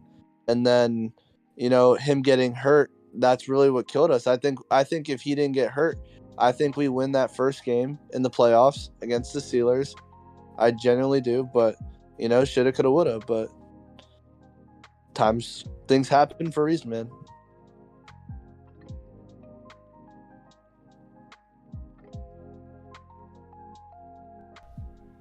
I feel you. Got quiet.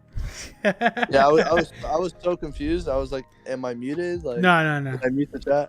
That was my fault. So, okay, give me a second here. Let me recalibrate.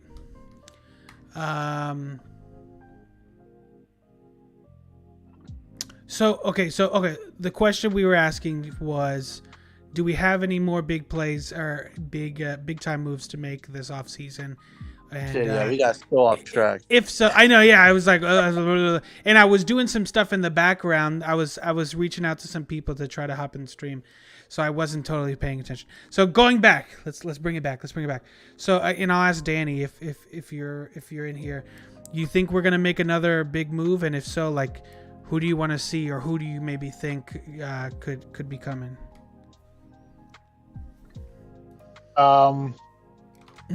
Yeah, no, I think we really need to bring Chad Johnson in. I think he's. Dude, I've been saying for years. If you look at T.O. and what he's had to offer in this, T.O. can do it.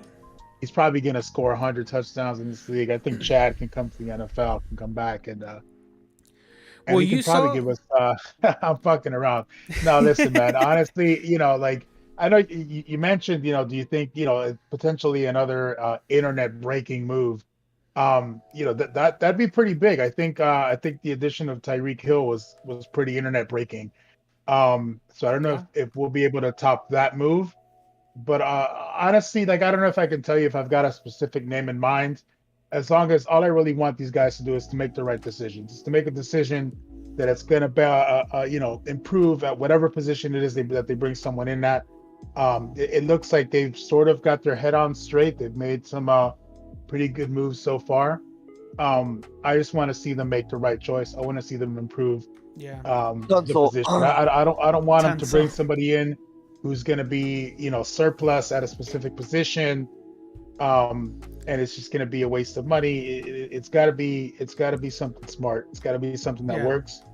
And we'll see what happens. If it breaks the internet, even better. Absolutely. I don't see us getting another skill position big time name. I think it would be either linebacker. I mean, I guess you could say linebacker's a skill position, but I meant like on the offensive side of the ball. Mm-hmm. But I'm pretty sure it'd be O-line or linebacker. But center. You mentioned Tunsil. A Tunsil trade would absolutely break the fucking internet. Like, that would be an internet breaker, because could you imagine? We actually ended up at the end of the day trading Tunsil away to get Tunsil back, in addition to like 6 first-round picks. It would be the ultimate heist of all time. It would be the biggest heist in NFL history. Houston's already got a plethora of draft picks, man. They give up Tunsil for a first rounder, which I would give up Tunsil for a first rounder, man. Give him a first rounder and a third rounder from next year. We got 2 second rounders next year. If we need a quarterback, we can trade the 2 second rounders into the first round. And man, I'm telling you, I don't even think we're going to be drafting a quarterback next year, because if Tua doesn't pan out, I'm telling you, Brady's going to be a Dolphin. Yeah, I mean, honestly, it very well could go that way. If Tua doesn't play, and if Teddy B doesn't really do us any good too, I could see them making a desperation move and going after a guy like Brady. Although I think they might go. I think the more likely scenario could be that they go for Lamar Jackson. If I'm being totally honest, but nah, he's gonna get franchise tagged. Yeah, I mean, if he demands a trade, he wants out. They're not gonna trade him, dude. Who the hell's gonna trade away Lamar Jackson? Come on. I don't want Lamar Jackson in Miami. Think about it. Players that are fast.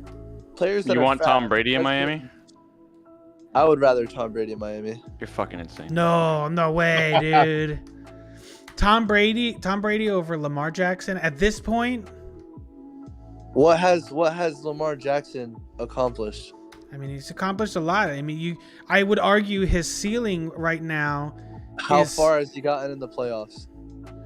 I mean, we could say that about a lot of other good quarterbacks. You're right. Let's just roll out the corpse of Tom Brady around the most questionable offensive line in history. What the fuck am I talking? I'm blown away right now. All this Tom Brady to Miami shit is stupid. If we were going to do that, we're just as stupid as we've always been. I mean, if there's no other options, I could see Tom Brady being. There's another option right now. It's Tua. If Tua, no. We're saying if Tua stinks it up, if Tua poops the bed, he sucks. He doesn't pull it together. That's what he's saying. Your options are Tua and Tom Brady. Tua. Tell me Tua stinks. I'll take Tua again. You'll take a stinky boy Tua. Don't take old Tom Brady after he raped you for 28 years and he's 50 years old. That's ridiculous. And then you're going to sell him your soul and make him a part of your organization? I want nothing to do with this. Shame on all of you. I'm with you. No, I'm with you. No, yeah, listen. I agree wholeheartedly. Dude, I fucking hate Brady, but you bring in Brady, you have a chance at a Super Bowl. You don't tell me you hate Brady and tell me that you want Brady over Lamar Jackson now. Not even right now. Next year. Another year older. You want next year Tom Brady. Exhale. Nabo says you're his hero for saying that. I feel like Lamar Jackson's a running back, man. The thing is, if you bring in Tom, he's predictable. This is why he hasn't made it far in the playoffs. That's why he hasn't risen up to the occasion. You're right. So build your entire look at the Lakers right now with LeBron James. Build your entire franchise around an old ass fucking Tom Brady. That's what you should do, because that's what you're gonna have to do. So good luck. Buccaneers. Think about the Buccaneers. If we have Brady right now, the roster we have right now, we got Tom Brady.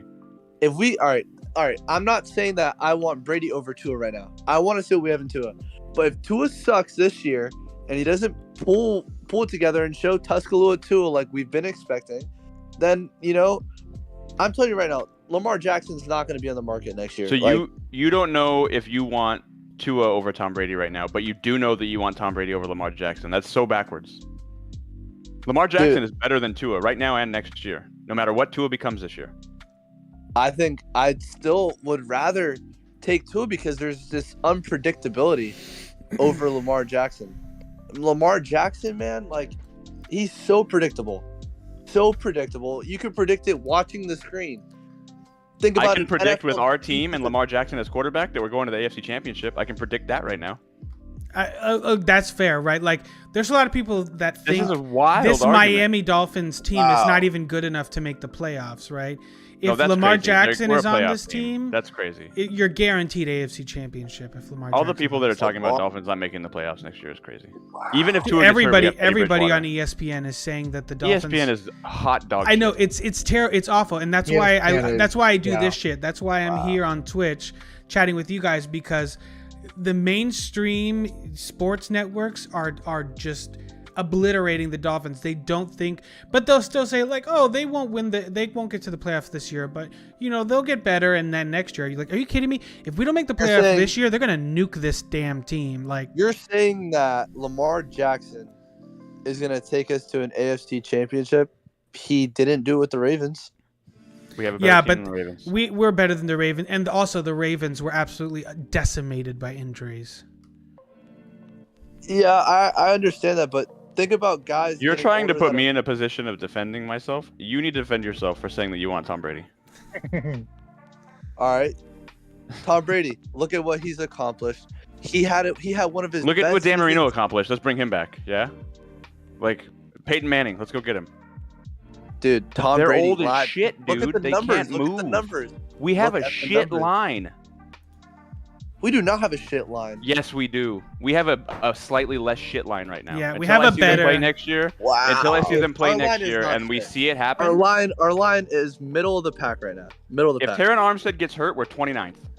Oh like, yeah, we're you're, fucked. you're right on that. I'll give you And that. I think And he gets I hurt a think lot. I think that's the biggest problem at looking at a potential like Tom Brady move. Like if you bring him in, the line in front of him has got to be one of the best, if not the best in the league, or else the moment somebody gets through that line and crushes him, it's all over. So Look, look, next season, if we bring in Tom Brady, who doesn't want to play for Brady? All right, think about that. Think about the offseason signings that you're gonna get.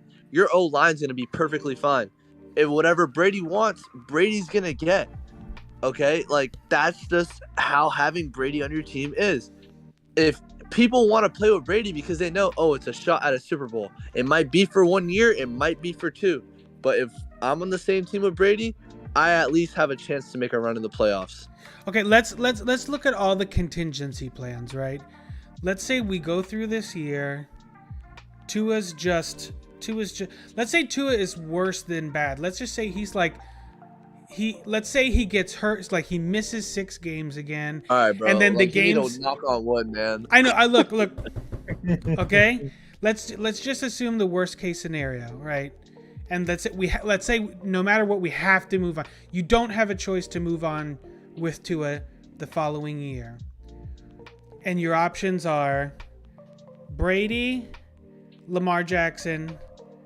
But Lamar Jackson, you got to give up a lot of stuff for. Brady, you get for free. Lamar Jackson, you got to give up a lot.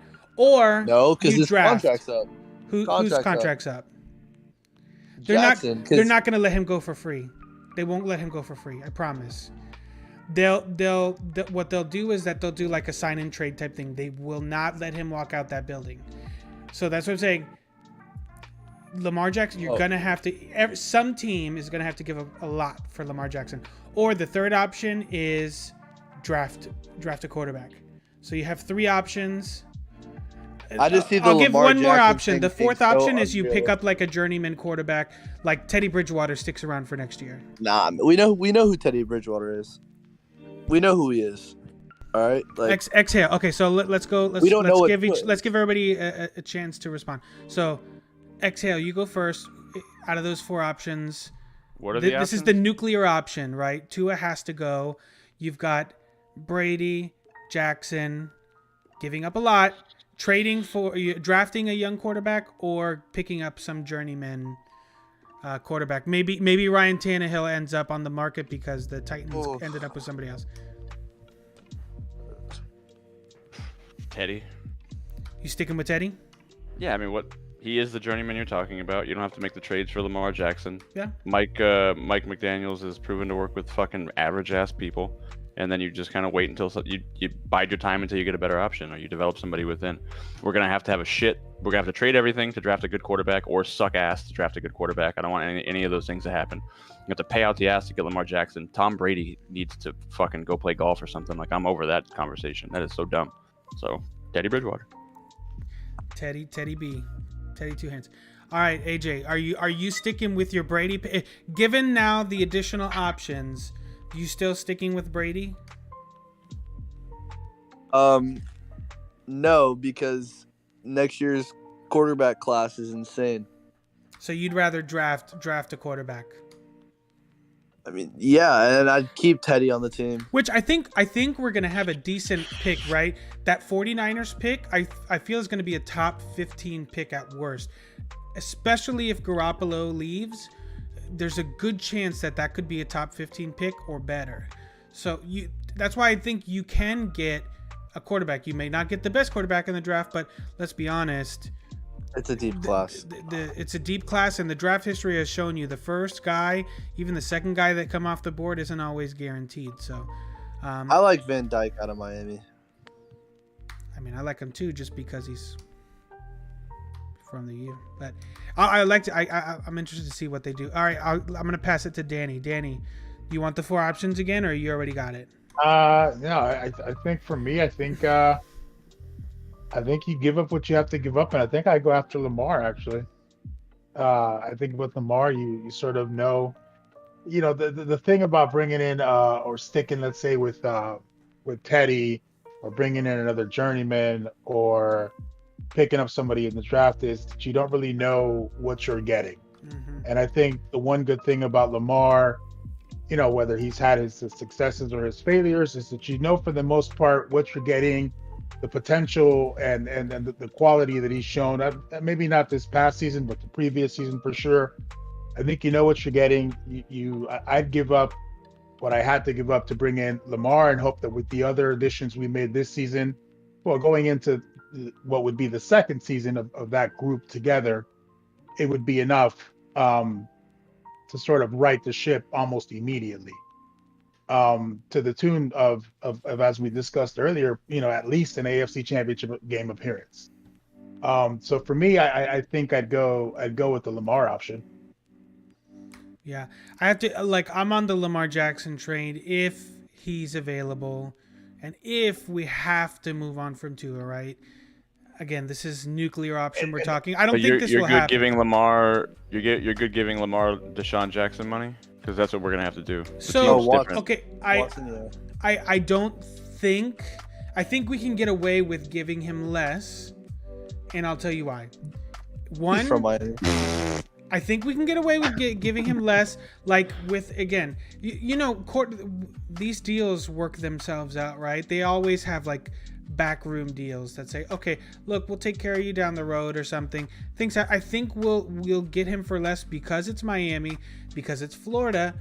Remember, we don't pay tax. You don't pay income taxes. Is one. I think Miami is a Super Bowl ready team. Right, we've got Tyreek Hill. We got a lot of weapons. The Ravens are a good team, but they're struggling, with playoffs, and there's not the allure of Baltimore that Miami has, right? And not to shit on Baltimore, it's a great team, great coach, great franchise. But I think Miami is a hot destination right now, and we're seeing players want to come here. We've seen it for the last few years. For whatever reason, players seem to want to come here. I think we could get him for a little less. I don't feel comfortable giving him Deshaun Watson. If he wants Deshaun Watson money, I say no. I wouldn't want that. But I'm operating under the assumption that we get him for less. We just have to give up a ton through a trade, similar or probably more than kind of what Deshaun Watson ended up going for. As far as trade. I mean, we're paying wide receivers $30 million a year, and I don't know how we think that Lamar Jackson's not going to go for broke. But hey, I mean, you could backload that contract, right? All of our contracts now are, with the exception of Tyreek's contract, I think are all kind of front loaded. They're front heavy. You could very easily backload that, and typically with quarterbacks, that's what they do, right? They push that shit out as far as possible because, 40 million a year, 50 million a year is a lot today, but in 4 years, when the salary cap is increased 3 or 4 times, 40 to 50 mil a year is going to be the going rate. So I think you could push money out, especially if it's a really long-term deal, which you feel kind of comfortable giving Lamar Jackson. He's super young. Although running QBs, not always great with shelf life, right? That's my one big iffy thing about Lamar Jackson is the mileage. It's the same concerns I have with Kyler Murray, right? Kyler Murray's a little different because I think just his build makes him more susceptible to getting beat up over time, and also because he likes to run the ball. But oh, dude, I love Kyler Murray in a freaking Dolphins uniform. That'd be so nice because he's got the arm for Hill too. And Waddle, oh my God. Yeah, but I can already hear the the anti-Tua. Also, just Deshaun Two Watson guys talking about his height. money. Yep. Listen. Any elite QB. This is now elite QB money. I mean. Yeah, that but just comes in my with the opinion, it's territory. elite QB money for not elite QB. That's my argument, like my issue. Yeah, you're not wrong. What did who was it that just signed? Which QB was it that just signed? Not Derek Carr. There was somebody else that recently. Derek Carr did just sign. Was it Yeah, just it was Derek Carr? Yeah. He Yeah. got a stupid deal, didn't he?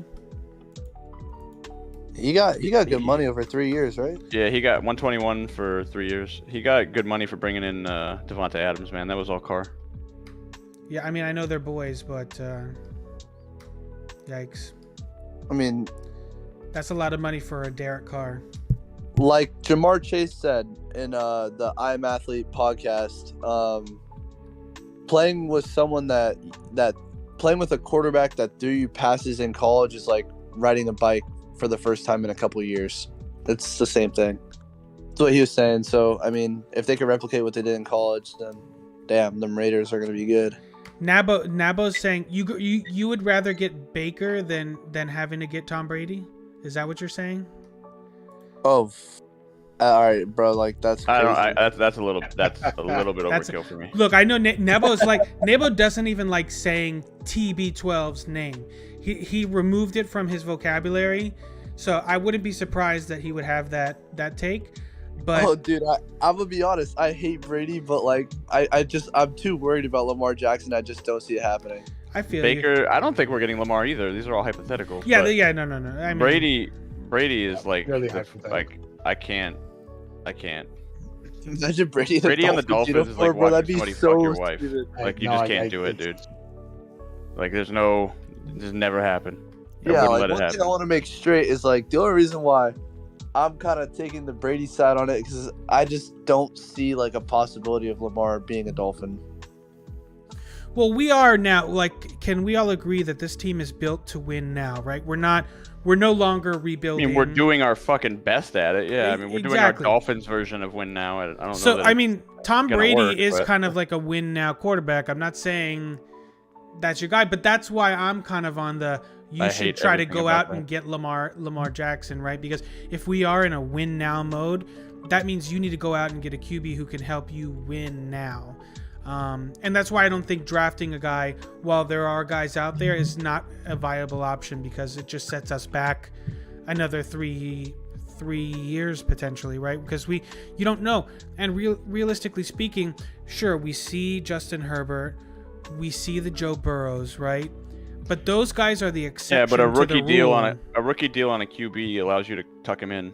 You know, Yeah, but again, these guys you are got to the make exception to the concessions rule. without him. Most rookie This quarterbacks. defense we have, this is the last year for this defense. It's not staying together. Yeah, Oh, there's yeah, a good that's- chance. I mean, I think X will retire a Dolphin, but Byron Jones won't. I mean, there was some rumors swirling today that they're planning on making Wilkins a deal, which I do not like. You I like don't Wilkins, that? but I like I Wilkins, don't. but we got I'm to gonna- save somewhere, man. Like, Exactly. I'm going to tell you why I don't like Wilkins, okay? Wilkins is going to want he's going to want to be paid the highest paid tackle in the league. He's going to that's big money. We could pull up the numbers, but he's going to want to get paid huge money. Bro, Christian Wilkins, I don't I- think he's rated 80 overall on Madden, bro. We ain't paid him that much money. that's what he's going to want to get paid because he's improved every single year, right? He's gotten better and better. I think this year, again, just like last year, is going to be his best year of his career. Because he's just done that every single year. I love Christian Wilkins. The personality, the leadership he brings, the rapport, right? He's a great locker room guy, but he's just going to demand so much money, and he's not on the field. The production is not that great. And I'm going to tell you, there's another guy already on this team who's better than Christian Wilkins. He's already here. And it's Zach Sealer. The guy has outperformed in less time, admittedly. Zach Sealer has outperformed Christian Wilkins in a lot of ways in less time. And again, goes back to something I've said before about what Brian Flores does, and it's the Brady model, or the Belichick model, I'm sorry, is that on defense, they get these guys and they stash them. They get these gems, these little gems, right? They stash them on defense, so when your superstar defensive players start asking for big money, you let them go get it somewhere else, and then boop, all of a sudden now you've got your replacement who's already on the roster, and they start playing crazy. And we all look at Bill Belichick like he's a fucking mastermind, and he's really not. He's just stashes players on defense. I think they've done it with Noah I think Noah I, once that spot opens up from Byron, I do think we're going to be trading Byron Jones. When that spot opens up, they're going to put Noah I in. He's going to show what he can do. Zach Zeeler is another one of those guys who's kind of a stash guy. Nick Monogany's first season was one of the biggest shit shows I've ever seen. He didn't play. He just didn't play. He did play, and the metrics were shit. They were so bad, and he was in the 3 slot. We ran. Go ahead. Sorry. Yeah, he ran some nickel, he ran some corner, and every single statistic, he was like the worst corner with X amount of 100 snaps, whatever it was, in the NFL. He was dog shit. I don't think he played 100 snaps. I'm not saying he can't improve. No, I'm not saying he can't improve, but for you to say that we're stashing him that's a reach. Nick Needham's better. I think Nick Needham can be a 2 in the NFL. I don't think that you need a Byron Jones on your team anymore. I think that's money that you could get rid of. I know he restructured his contract, but I think Nick Needham can do the same thing as Byron Jones as a 2. They restructured it so to make it more palatable in a trade. That's exactly why they restructured. Because they just basically took off some of the money that another team would have to. My Noah I take is totally hypothetical. It has nothing to do with on-the-field production. This is just a hypothesis that I've come up with, again, because I've seen what Bill Belichick does. It's just odd to me that Noah Igbinoghene is still on this team. If we think he's as shit as he is, it's just odd that Floor has kept him around for as long as he has. It's not odd to me that a guy who didn't play very well doesn't play much. Why? No, but why keep him on the team even if he's on a rookie contract? Because he can be better than your practice squad guys. I mean, that's fair enough to say. Maybe. I mean, maybe he's just a really solid backup, like a 5 on the corner. The only argument that I think you said the other night that I kind of disagree with is why haven't we seen him on special teams or anything? He should be playing. He should be touching the ball somewhere. He hasn't. Yeah, he doesn't really do anything. He just kind of rides the bench. He was a returner. That was one of his things coming out of college. He was a returner. Where's this at? This man used to play wide receiver. Why isn't he returning kicks? And one thing that we saw in college is that he hit hard. Why haven't we seen him? My whole point. Go ahead. What's his name? Nabov. I call him Nabo. To his point, Byron Jones is kind of a linebacker insurance policy, right? So we have shit linebackers, and Byron Jones is here to, get the open field tackles, which is a problem that we're even relying on that, especially for the money we're paying him. As a cover corner, Byron Jones is not that good. He's just not. He's not terrible, but he's not. I'd be fine with Nick Needham. Nick Needham's been great. He's been great. Give me Nick Needham and then J.C. Treader or something, and I'm Nick happy. Needham's dirt cheap. Cheap. So he's still movie, man. Nah, you make him a number 2 corner. He has a good season. He's gonna bitch for a contract. Or what you do is you give him a contract early. Drew, he's mad that you didn't give him permissions. What happened? You have permission, dude. He absolutely does.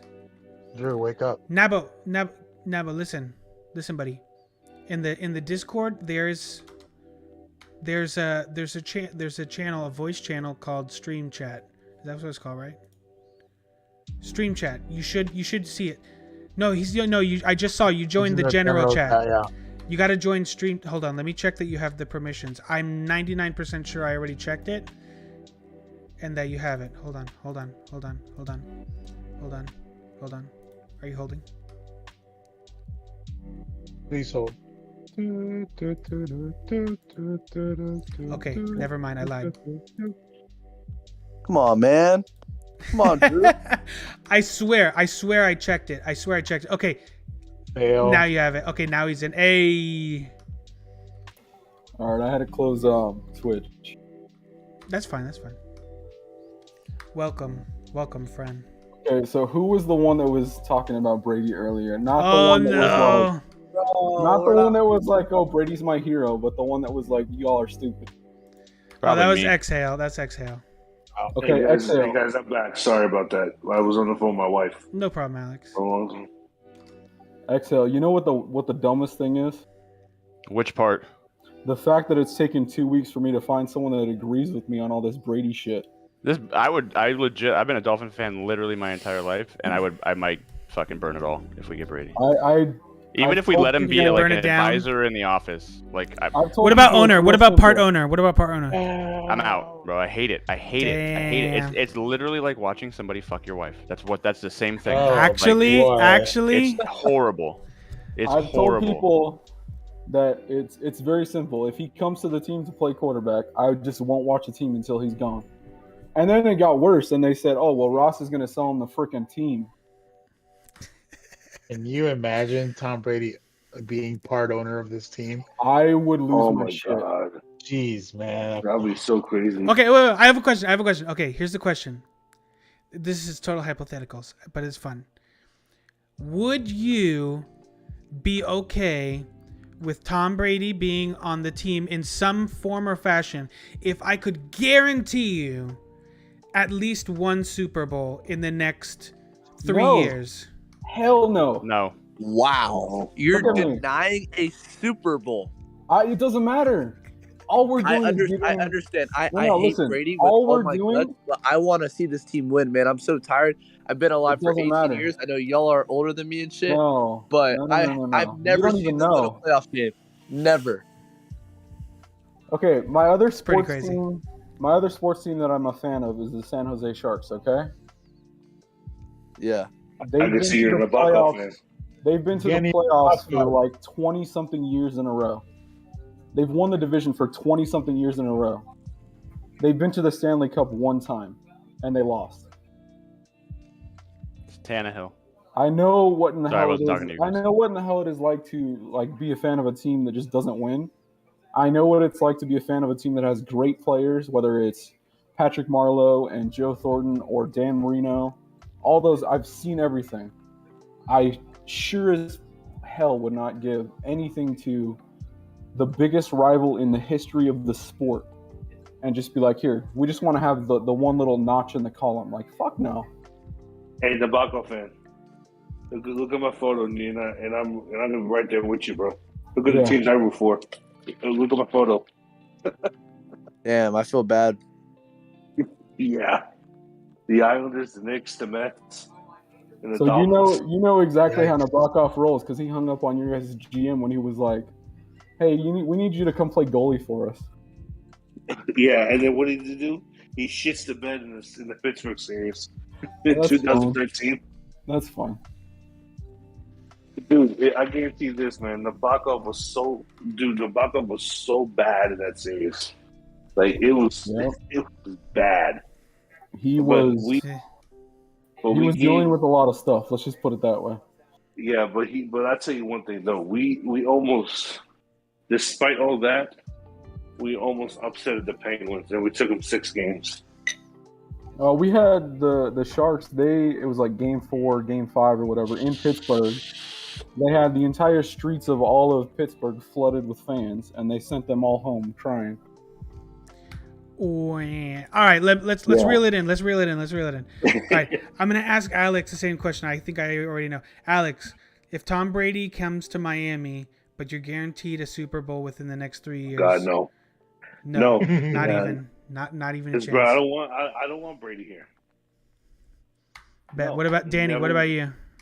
No, negative, man. I'm good. Negatory. All right. Yeah, ask me again. I'll bring back the question. Except, Baker Mayfield. Would you bring Baker Mayfield over Brady? Because y'all hate Brady so I would much. No, Just it's not draft a. somebody. That's not a finite. Like that's not the scenario. I would Dude, probably bring Baker- Brady over Baker- Mayfield, but I'd still not like the team. Like it doesn't. Fucking. I don't want either. Baker's All not right, the let answer. me ask everybody a question here. Do you guys think Baker Mayfield's better than Tua? No, Fuck no. hard no. You Not- can't like, really no say who bias, was I just better don't or think who was that. worse because they've both been in bad teams. so it doesn't matter. We've seen what Baker's. Cleveland had an Baker offensive line, a had- defense, wide receivers, and running backs. I don't They know. both had Jarvis Landry and couldn't figure out how to get him the ball. Let's just put it that way. No, Juice. Baker was the bad part of the Browns. That's the difference. No, The I know Browns that. had a But anybody on the squad. Browns is just terrible. It doesn't matter who it is. That's a lie. Nah, Come on now. Watch Yeah. what happens with Deshaun Watson. It depends on how many parlors they got in fucking. Yeah, Cleveland. it depends on how many games Deshaun Watson plays. That trade could come back up by Cleveland in the ass. Yeah, but Cleveland's used to it. They need to make a risk like that. Like that's like the perfect team to make that risk. Think about I it. agree. Because like I'll if say it, this. if it works out, then they Hey, save their poverty ass Houston- franchise. Hey, what's this? You know what would be funny? If Cleveland has a losing record and that pick that they gave Houston ends up being a top 5 pick. Oh my god. Hmm. Dude, that would everybody would destroy Cleveland. Well, Yeah, then but again- I think Houston's a worse franchise than the Browns. Oh yeah, I agree. think I think Houston's the worst franchise in the NFL. I think I think so, I too. think- Houston's the worst franchise in all of fucking sports. I think They're the really bad. Browns fans know, and they expect this whole thing to go very poorly. I also Well, think I the think- Montreal, I also think the Montreal Canadiens are the worst hockey team ever. They're the laughing stock of the NHL right now. There is the Arizona whatever. Oh, I yeah, don't the even remember the name of the Phoenix team. The Phoenix Coyotes, Arizona Coyotes. Coyotes.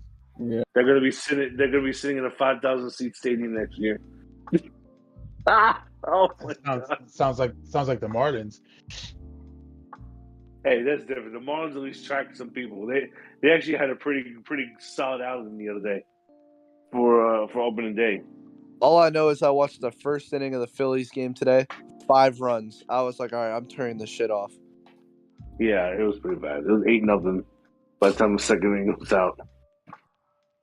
Yeah, the Marlins I kind of just given up hope for. I'll wait till all the farm system players that they trade for every year develop. They actually got a good pitching staff. I know. They I like Lopez. I like Alcantara. Yeah, I'm Yeah. going to be going to the Atlanta game probably next week. I'll be out there What game? against the Braves. Or it's not next Oh. week. It's next week. No, I'm gonna go to the Dodgers series in June. next week. Yeah, it is next. I like the Dodgers. The Dodgers. Boo this man. Yeah, I've always been a Marlins Dodgers fan. I've always been a fan of the Dodgers. What are your expectations? The Dodgers just buying the championship right now. Well, yeah. That seems I to be don't- the popular thing to do these days across every sport. Well, I mean, yeah, you want to buy talent. I mean, you pay these guys. Give me a championship or a World Series or Super Bowl out of it. You know, it's kind of like No. how the NFL and MLB and every other sport's kind of structured. There's no salary cap in the NFL. Everybody complains about the salary cap, but I bet you $1 million the salary cap's a myth. What you gotta do is pay these guys signing bonuses, and it won't count against the cap. Wait, I have a question. So, is this money that the Dolphins spend? Like, this is all Ross's money? I mean Somewhat, it's yeah. like it's team money, but yeah, it comes from him basically. More or less. I mean, yeah, the team pays it, right? But they're only allowed to pay them. The whole point of the salary cap is just capping how much the team can actually pay these guys. Or else, you'd get, like you see in a lot of other sports, Otherwise, it'd be particularly the soccer. Yankees and baseball and all that. Exactly. The Cowboys Yeah. would just be the best team every year, and it would be unbearable. Bro, I hate the Cowboys. Don't even say that name. I think everybody except for Cowboys fans hates the Cowboys. Bro, Well, their fans guys- are so bad. It's just the fan base, dude. Oh my god, we're gonna win the Super Bowl every year. They win the first game of the season. Sounds like Dolphins fans. Dude, bro. Dolphins fans never say that. I know I you're would right. be straight up with you right Oh, now. yeah. If you ask me right now, are the Dolphins winning the Super Bowl this year? Fuck no. And if Best they team do, we've had in 30 years. No, not winning the Super Bowl. Hey, but But listen, you know what, guys? I live in Florida right now, in Pompano, and unfortunately, I'm going to be moving to that. I'm going to be moving to Texas next month. R.I.P. So an hour outside of Dallas. That's what I'm Damn, gonna be bro. living Your coworkers are gonna be Cowboys fans. That's so fucking tough. in. I'm gonna go back and forth. I with love Lions Cowboys fans. They're going. so unrealistic. It's easy to fucking laugh at them every year. Yeah, That it's is- the Speaking of beginning of the Cowboys- year is hard to deal with it, but it's usually the end of the year where it gets more fun. Speaking of Cowboy fans, I've been meaning to ask a lot of everybody here a question here about Dak Prescott. Do you guys think Dak Prescott's a top 5 quarterback? No. Overrated. Fuck no. No. Yeah, I'd have to. Agree. If like overrated had a definition, it would be Dak Prescott.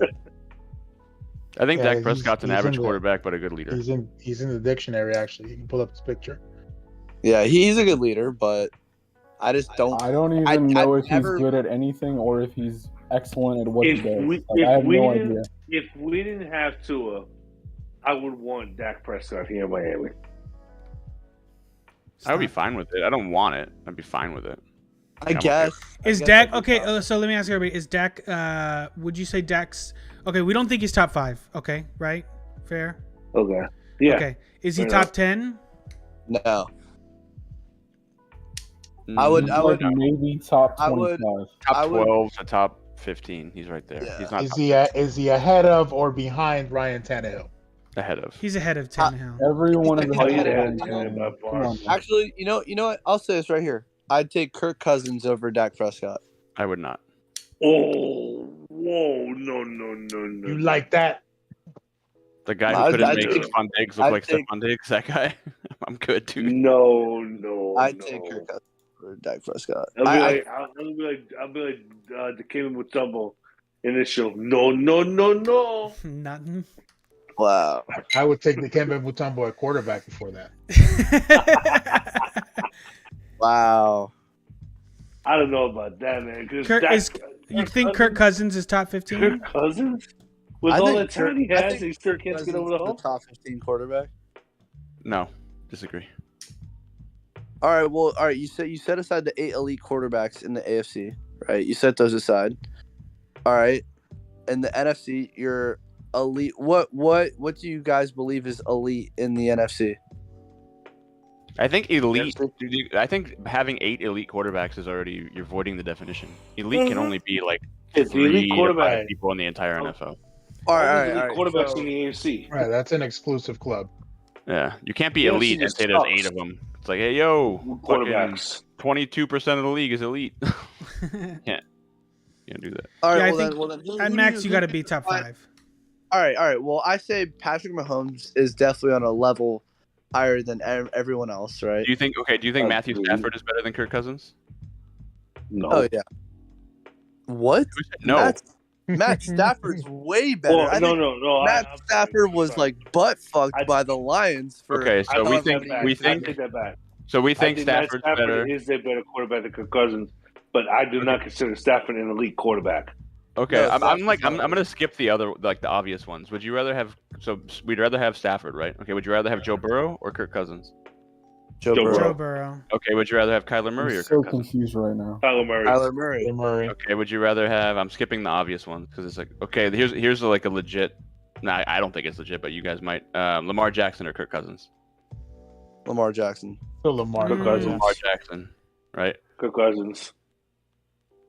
Kirk Cousins. Okay, we're kind of Yeah. getting there.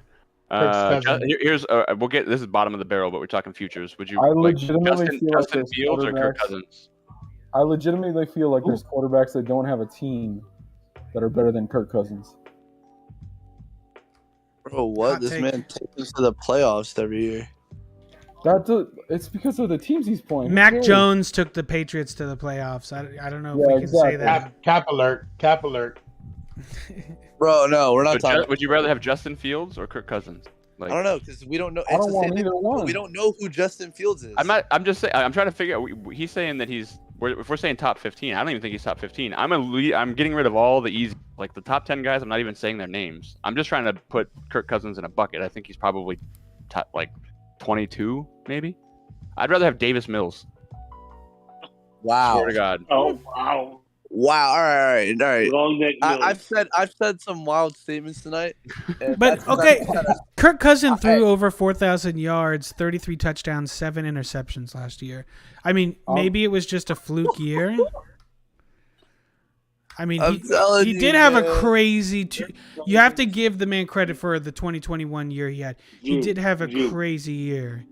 Statistically, Kirk Cousins is better than is another Roethlisberger, better than Ryan Daniel Tannehill. Jones, better than Baker Mayfield, better than Jared Goff, better than Jameis Winston, obviously. Oh, Is Jay, Kirk Cousins is Jay, better than Jay. Is Carson he Wentz, better? All right, here. and I have that's a question. about where we're stopping. Is Better he than better? Mac Jones.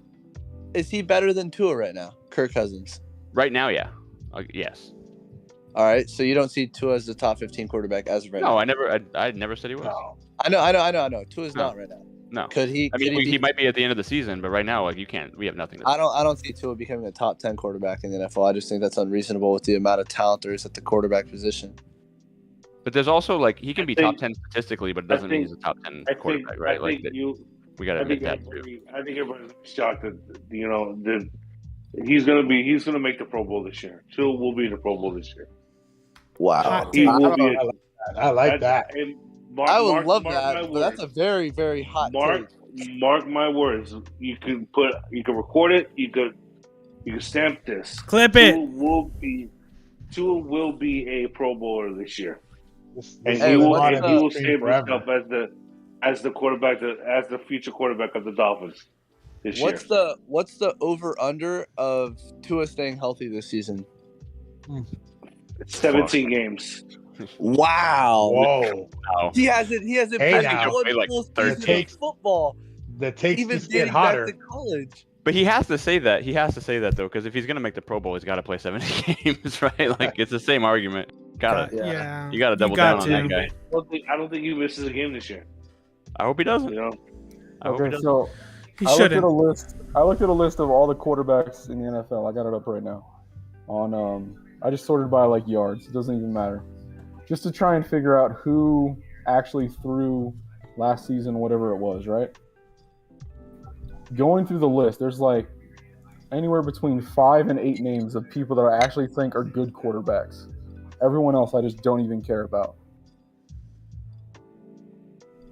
And going through all that, and I'm not like, I don't like Tom Brady, so he's not even on there. Like, I just don't fucking care. Going through all that list, and you start talking about would you rather have Tua or one of these people, right? I would literally just go and draft somebody else besides get a quarterback from 20-something other teams. They're all terrible. But do you think we need an elite quarterback to win with this roster? I'm not even saying we need an elite quarterback. We just need a good team with a good offense and a good defense, right? Yeah. So like, well, let's say, well, then do you think we could win with like Teddy Bridgewater in that case? Look Yeah, at that's that. fine. Yeah. Trent Dilfer has a Super Bowl, right? Yeah, but Teddy Trent Bridgewater was is his a journeyman division backup. was his division as stacked as the AFC is right now? Tua needs to take a big step if in the next year or two if we want to be a Super Bowl caliber team. Like Tua doesn't need to take the massive step that everybody's saying. The team took a huge step. You give him the weapons to unlock Right. the underneath yeah, route. that's what play I'm saying. action, Like, the RPO. now he Tua needs needs to to complete utilize the it. passes that McDaniels draws up. This is the closest he will ever be to Alabama again. This is the closest he'll ever be. Like Well, okay. position, player wise. So like, I want to take that. Like, let's say you play the Chiefs. We're not the Chiefs, right? We're not even close to the Chiefs. But you I play don't the think the Chiefs, Chiefs and are on Super any Bowl given champions. Sunday, we could beat the Chiefs because we have a very good defense. They don't have Tyreek Hill. We do. We don't have to score 42 points to beat the Chiefs because our defense will hold them to 24, 28, right? But if you can get that extra field goal at the end of the game, you can pull that off. We lost. that's where We they- lost by less you than guys, We're You in guys we're in a forget. conversation now. We're not the guys, but we're in the conversation. And that's all you want as a Dolphins fan. Like, fuck, don't You got- take me seriously, please. Well, Please. there's a Yeah. lot of talk about like the Dolphins, Hold on. being in the AFC. It's a tough division, but if you look at the opponents we Guys, have, hold we on. have one of the easier schedules in the AFC. Drew.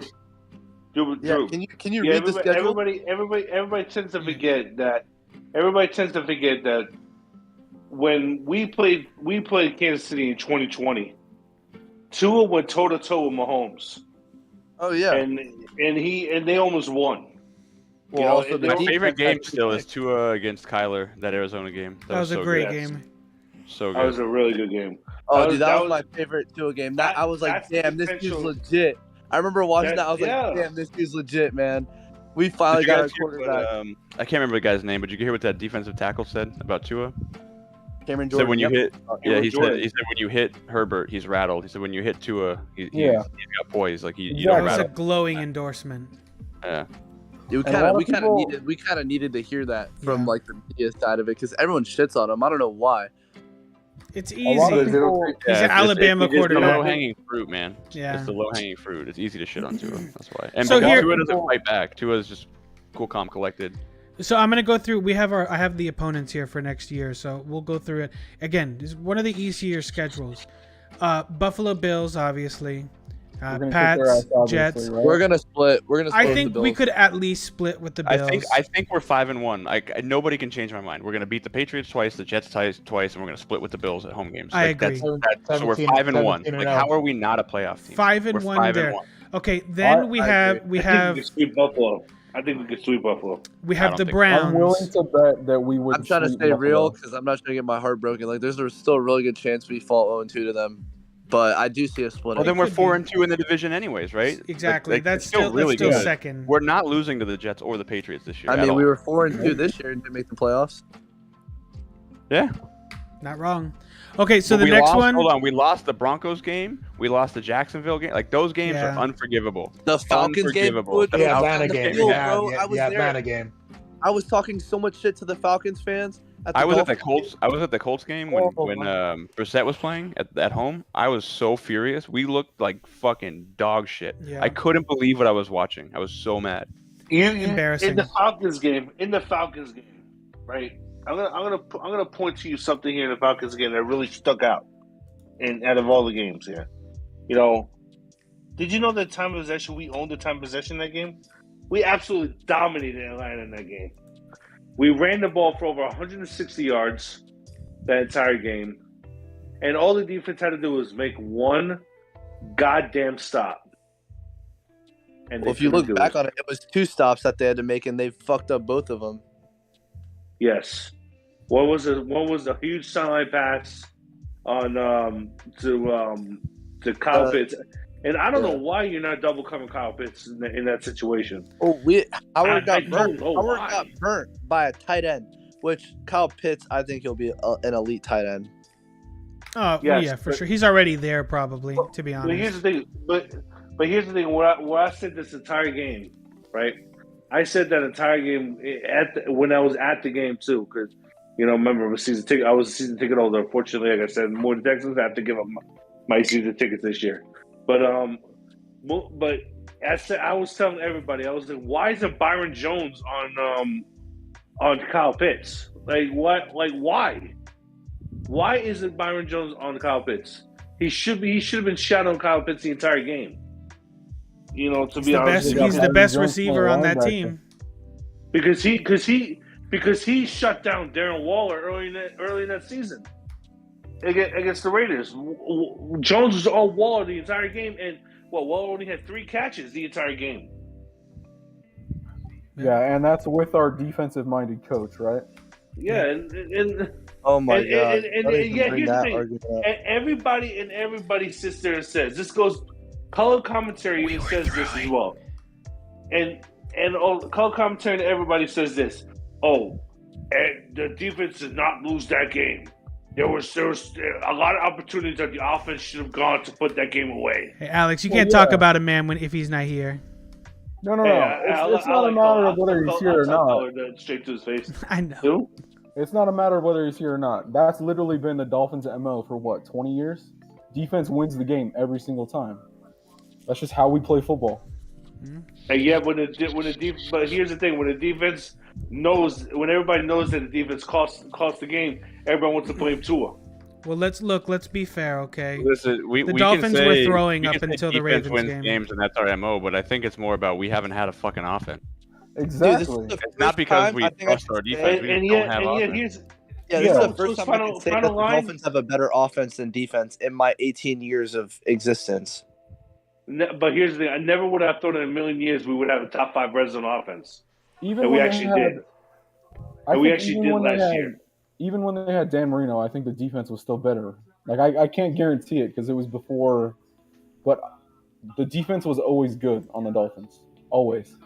Oh yes, it was. It was. We've it was typically always been better on defense than offense. It feels like that's always been the case. I like the But Steelers. Steelers have but always here- had a really good defense. But guys, that final stat line in the Falcons game, Tua's final stat line was like 30 of 45 for 291 yards with 4 touchdowns and 2 picks, and he had a 109.5 QBR.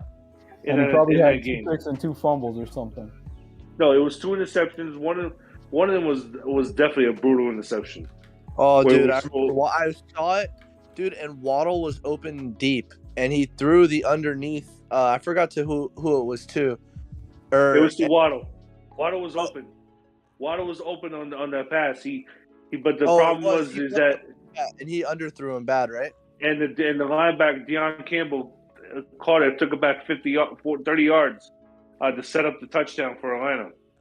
That put him, and then on the next drive, Tua leads him down for another touchdown.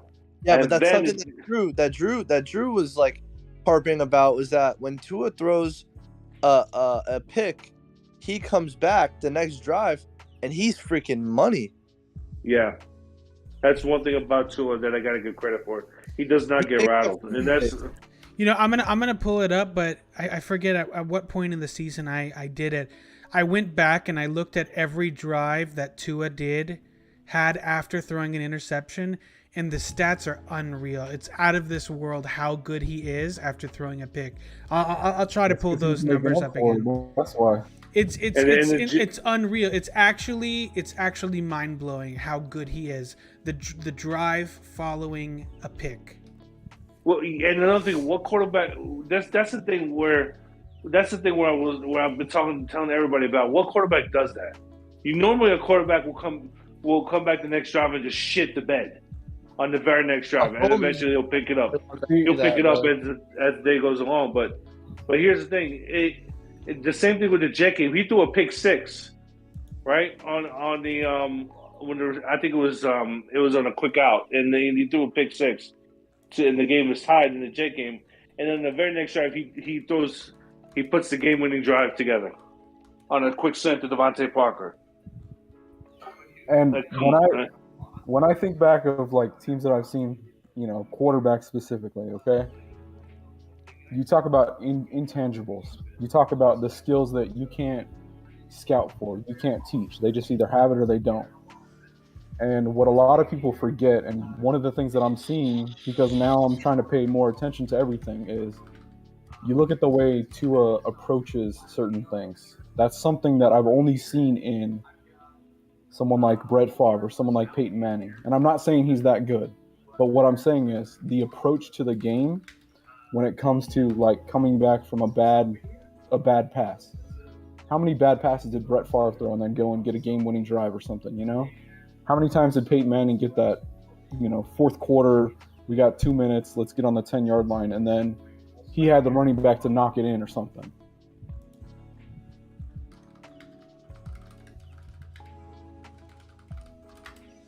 Yeah. All right, so I got it here. So this was after. I think this was after the Saints game that I pulled these numbers.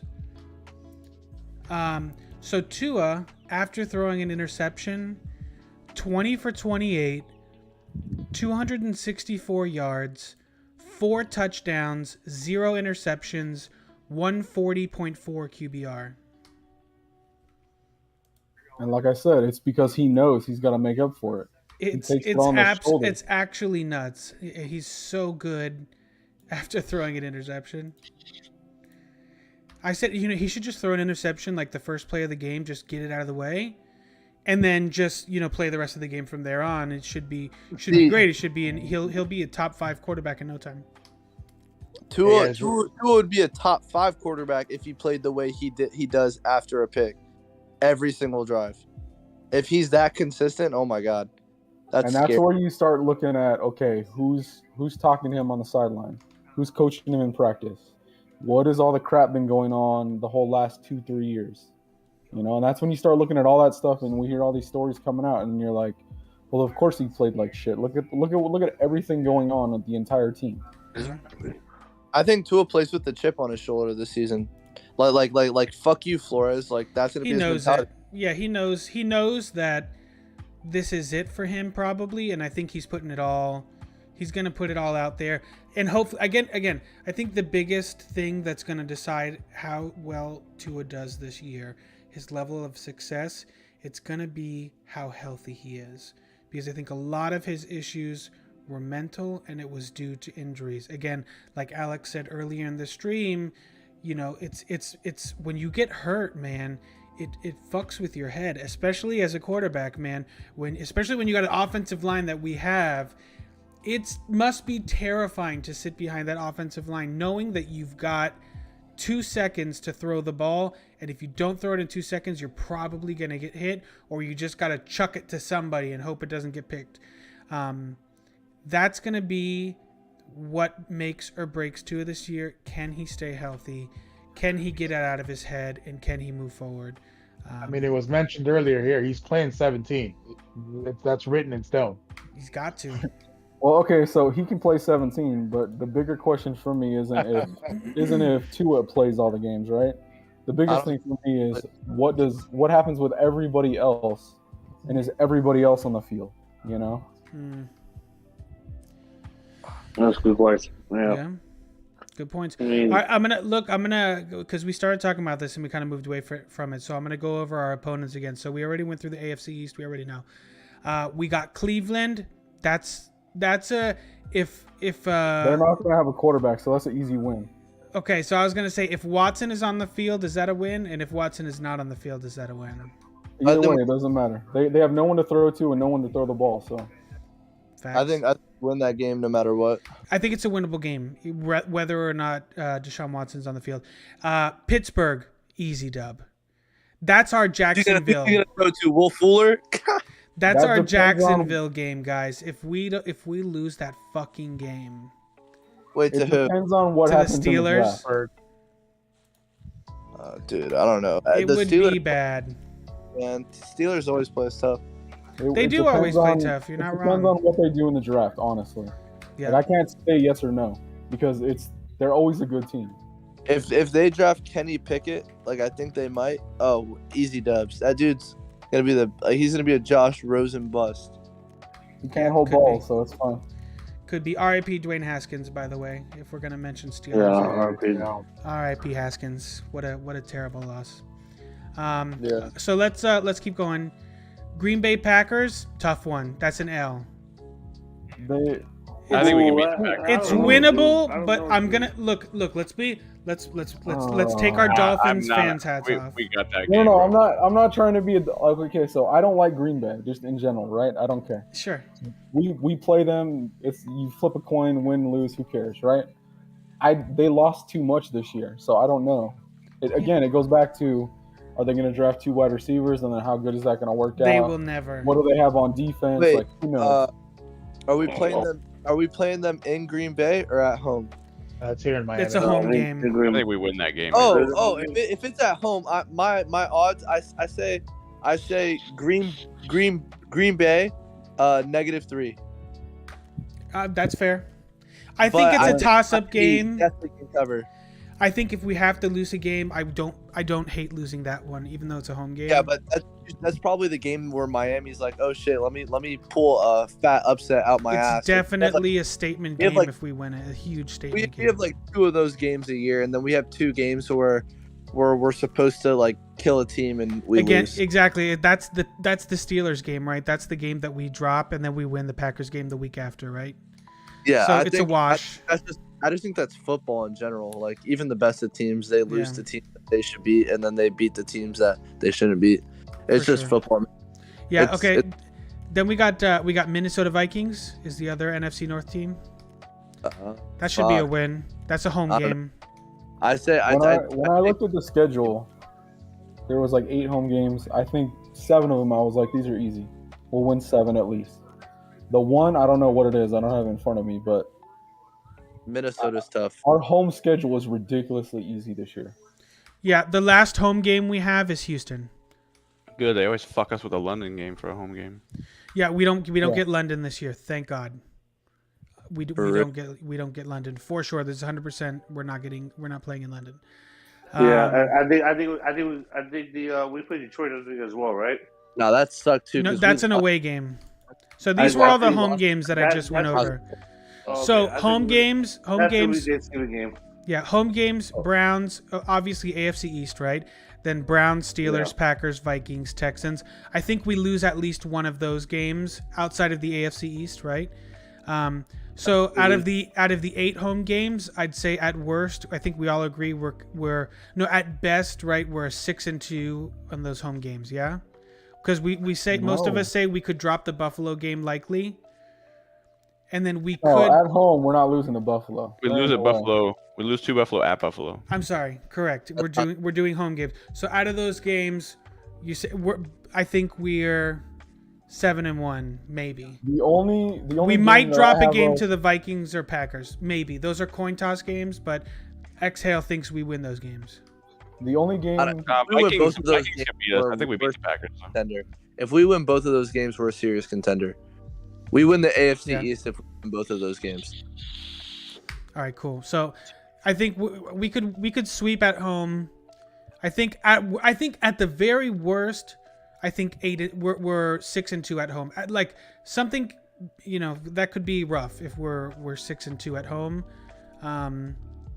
But it's very likely, I think, that it could be a sweep at home, which would be great. Right. Away games, obviously AFC East games. Are we giving the Buffalo game? We're giving them the Buffalo game, the away one. I say I we mean- we win at home and we lose away. Okay. I'm Yeah, not gonna give it to him, but I'll be realistic and say it's a possibility. Yeah, you know? we look. I mean, do we think we're gonna go undefeated? No, I'm not saying that. No. Okay, so We gotta lose At some home? games. at home, the only teams that I'd say would be a coin toss, and again, it depends on the draft, right? Are the Steelers and the Packers. That's it. One of those, between the two, we'll lose one of them. I don't know which one. You mean the Vikings or because you're the No, Steelers? no. You The think we might Steelers and the lose to the Packers. Steelers? What I'm saying is like it's a coin toss. Like it depends on what happens in the draft and the rest of free agency, whatever, you know? Okay, interesting. I think the Steelers game, I feel like it's going to be like a close game the first half, and then when they start getting tired. One of those could easily be like McDaniel's first game and he's just nervous or something, you know? Like Could there's be. gonna be something. Hopefully, we get that Steelers game early in the year, and they have to come to Miami in the heat. I don't think the Steelers will do well. Oh, so the schedule's not out yet? No. I just know the opponents. That's all we know. We don't have the official schedule yet. Oh, So- dude. I hope it's easy, like start, or I hope it's harder. I don't know, actually. I don't know. Typically, what we've seen is like we usually get the easy schedule. Like games are like in the middle of the season. It seems like they're putting our more difficult games at the beginning and then at the end. But I hope who we knows? get easy again, man, because I'm tired of losing that last game and not making it to the playoffs. I know it's so tough. Okay, so let's go through the rest of the away games. So AFC East, we said we drop maybe one game there. So Baltimore Ravens in Baltimore. I think that's a win. It's a coin toss. You just don't know. It's in Yeah, Baltimore. that's a tough. That's true. That's true. In Baltimore, it's a tough game. I think Lamar's probably hurt for that game. Well, depending on what time of year, could be. I That's- think he gets hurt in the first quarter of that game.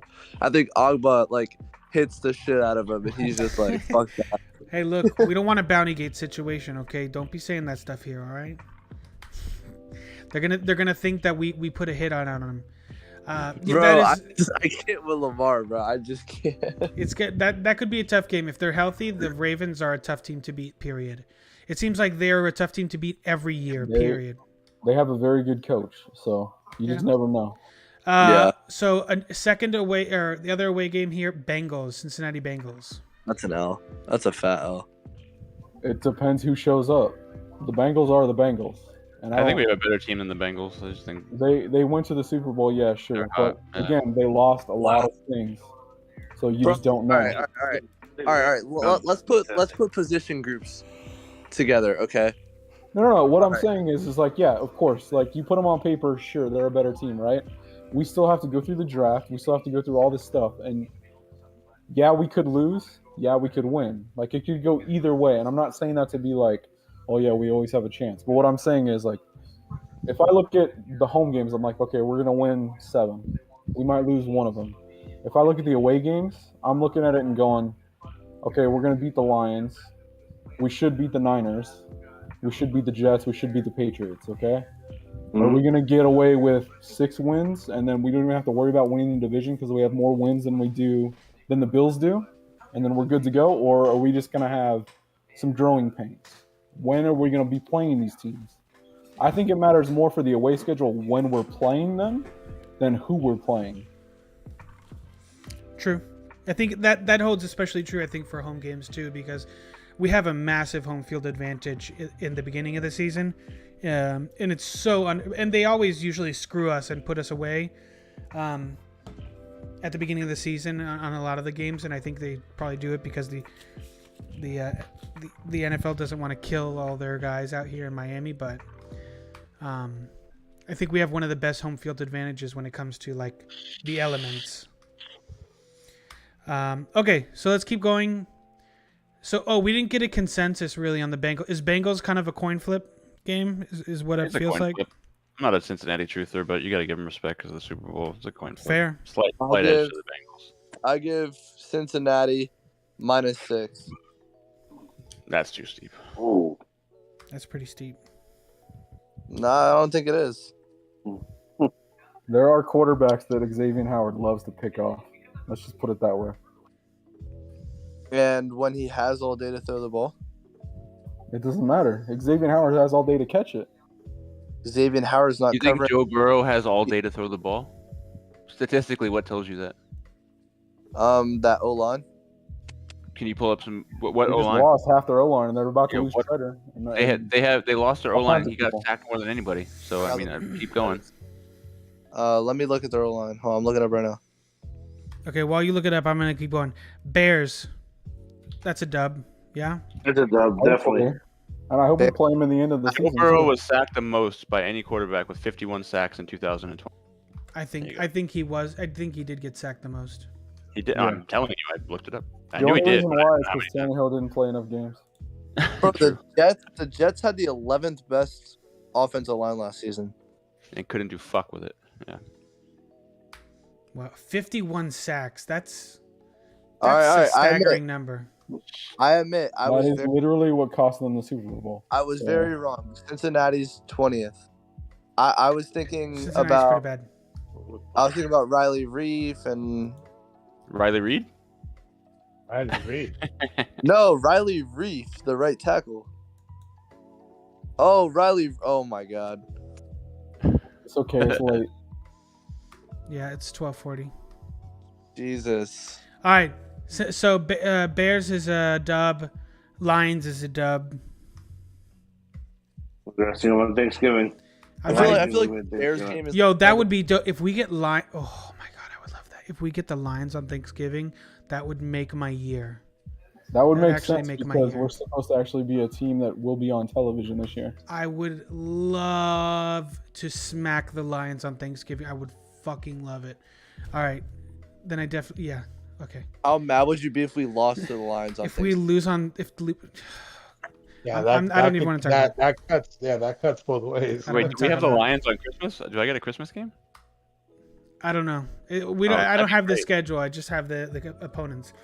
But Detroit Lions, Bears could also be potential. I think it would probably be more likely the Lions on Thanksgiving though now. Anyway. So Lions dub. Okay, this is a big one. Chargers. I think we win that game. Think about what Cameron Jordan said. So far, we're winning everything. No, like it depends on when we play them. Why does it depend on when we play them? Okay, so in my perfect world, we would play all these teams like the Chargers, the Bengals, the Ravens, the Bills. We would play those away to start the season. And then at the end of the season, we would play our home games. We would play the Bills at home, whatever, like week 16 or something. If we end up playing all these games at the end against tough opponents towards the end of the season, I don't see us making the playoffs. It's going to be that's what tough, I'm especially saying. against these AFC teams, right? The AFC is going to be very competitive. There's going to be teams that probably make the playoffs that are just above 500, right? Because I think it's going to be so competitive. Yeah, I think Miami makes its strides in the middle of the season, and the reason why is like, all right, you got a new head coach. I feel like the first couple games, I don't know how we're gonna play. We don't like all right, yeah, we see what The McDaniel's same done. reason you don't want to play your opening games away, man. Yeah, that too. And like I feel like in the middle of the season, I feel like that's when you can beat teams like the Chargers and stuff. You know, like stuff that gets overlooked by the media. I think we win those. Like if we play the Packers mid-season, I think we can beat them.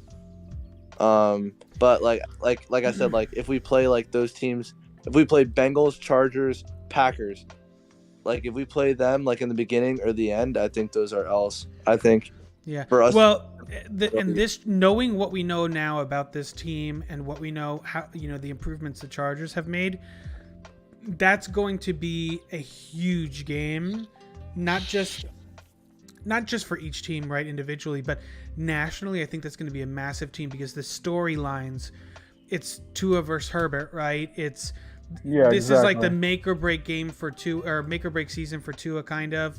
Like the storylines, the national attention that game is going to get, that feels like a prime time game, most likely. It's going to be a Monday Night Football. It's going to be a big game. Herbert. What was that? Tua versus Herbert. Oh my God, I could just imagine. It is the right. I mean, it was like Burrow versus Tua, right? Except we get 3 primetime games this year. I think one versus Herbert, one versus Burrow, and then I think Jared Allen or Josh Allen. No, I don't think we get that. You don't think the Bills game ends up being a primetime game? It depends. If I know one of the Bills games is going to be later in the season. If the Dolphins are rolling and they're fighting for like the top spot in the AFC East, I think it's televised on a Monday night or Sunday night. Well, they decided the season before, we know that, but looking at the schedule and looking at our opponents, we got one more. We got one more. Oh no, it's the Niners. Come on, we stole their whole team. The 49ers. So we're doing the dub against the 49ers. Oh, we didn't say against the Chargers. We didn't really come to a consensus there. Again, is that a coin flip game? Yeah, we could easily lose it. We could show up. It just you never know. It's funny because we have 2 coin flip games, and it's against the 2 quarterbacks that were drafted the same year as Tua. Yeah, but again, if you look at any of those quarterbacks, they could. Again, they're young. You just never know who's going to show up. It's way too early to say. So listen, that puts us at 11-4 with 2 coin flip games. That sounds about right. We could easily be 11-6, or 13-4. All right, I say our ceiling. I think 11-6, by the way, is good enough to make the playoffs. Hold on. Okay, so in my eyes, looking at the schedule when I came out, I was like, okay, we can easily win 10 games and still screw up a couple times, right? Yeah. That's the expectation for me, is 10 games minimum. That's where I'm at. My minimum's 11. Yeah. So let's say 12 games. If we win 12 games this year, we're winning the division and the Bills have less wins than we do. I think that our ceiling is 13 wins, and I think that our floor is 11 wins. I mean, barring anything Jurassic, Because if we get to 12 wins, I'm guaranteeing you we're gonna win at least more division games than Buffalo. But the crazy thing is that with the AFC West, 11-6, man, that might be tough.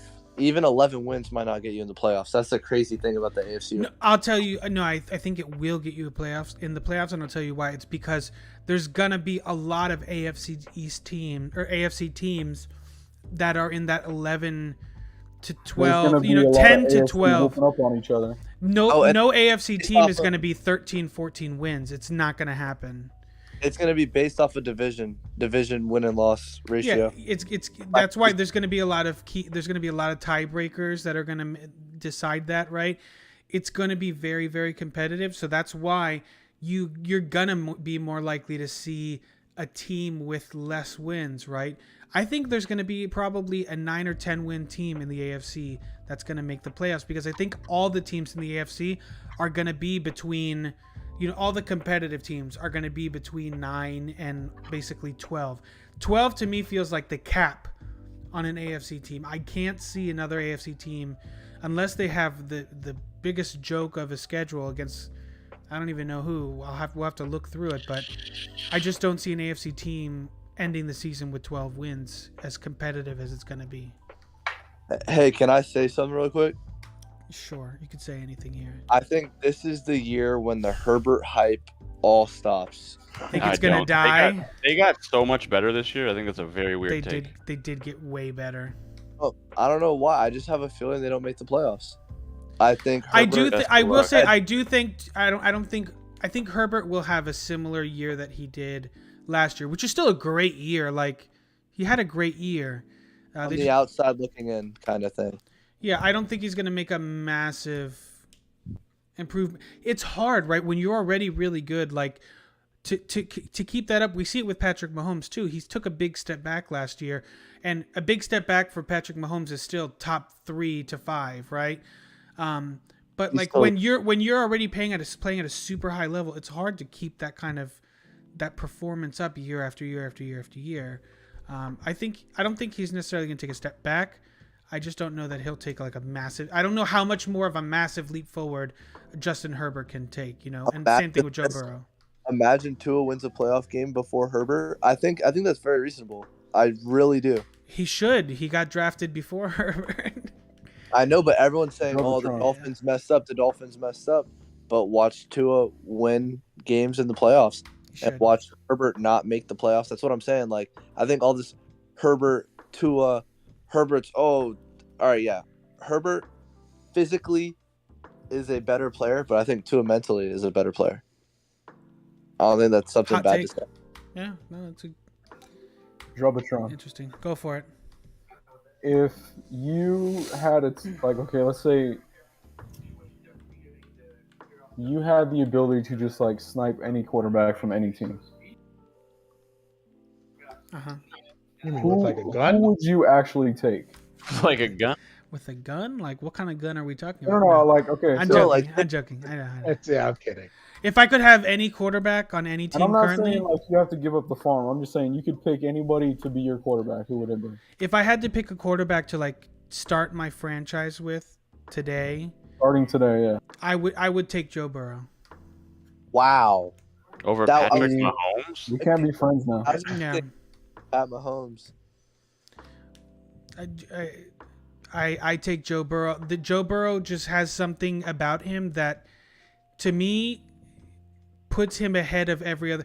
I think in the next year we're going to be talking Joe Burrow as the best quarterback in the NFL. In the next 2 years, I genuinely, there's something about Joe Burrow, the way his.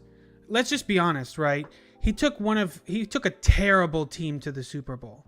The defense absolutely carried them through the playoffs. They came out of nowhere. That team to the Super Bowl, baby. The defense turned it on in the playoffs, absolutely. And I've said that. Go on my Twitter. I said Joe Burrow didn't play that great in the playoffs, and his defense really, really, really carried them through. But Joe Burrow was the reason they got to that point. I'm telling you, in the next 2 to 3 years, I'll just say 2 years. I'm not going to walk that back. In the next 2 years, Joe Burrow is going to be talked about as the best quarterback in the NFL. Patrick Mahomes, I don't know what's up with Patrick Mahomes. Does not look the same. I don't know if you guys feel the same as me. Oh yeah, but that's Andy Reid though. That's just what happens. Andy Reid's not going anywhere. No, that's not what I'm saying. So Patrick Mahomes, to me, best quarterback in the NFL. That's not even close. And part of that is just because he can do things that a lot of people don't, but it's also just because he's good at the right time. He showed up and he was good, but now he's like learning how to be professional. He's learning all these other things that you can't teach again. I'm gonna challenge Andy, that. I'll challenge that. that's fine. Andy But Reid gets like, remember back when he was in Philly, go ahead. Yeah. and then things started to just like, everybody wanted money and everyone started bickering. He just like kind of quietly went off into the background. That's where they're at right now at the Chiefs. Not wrong. I mean, look, the teams, when they're built that way, eventually it comes crashing down. And they're kind of at that point. But listen, I'm going to tell you the number one issue with Patrick Mahomes, and it's something that he doesn't necessarily even have control over.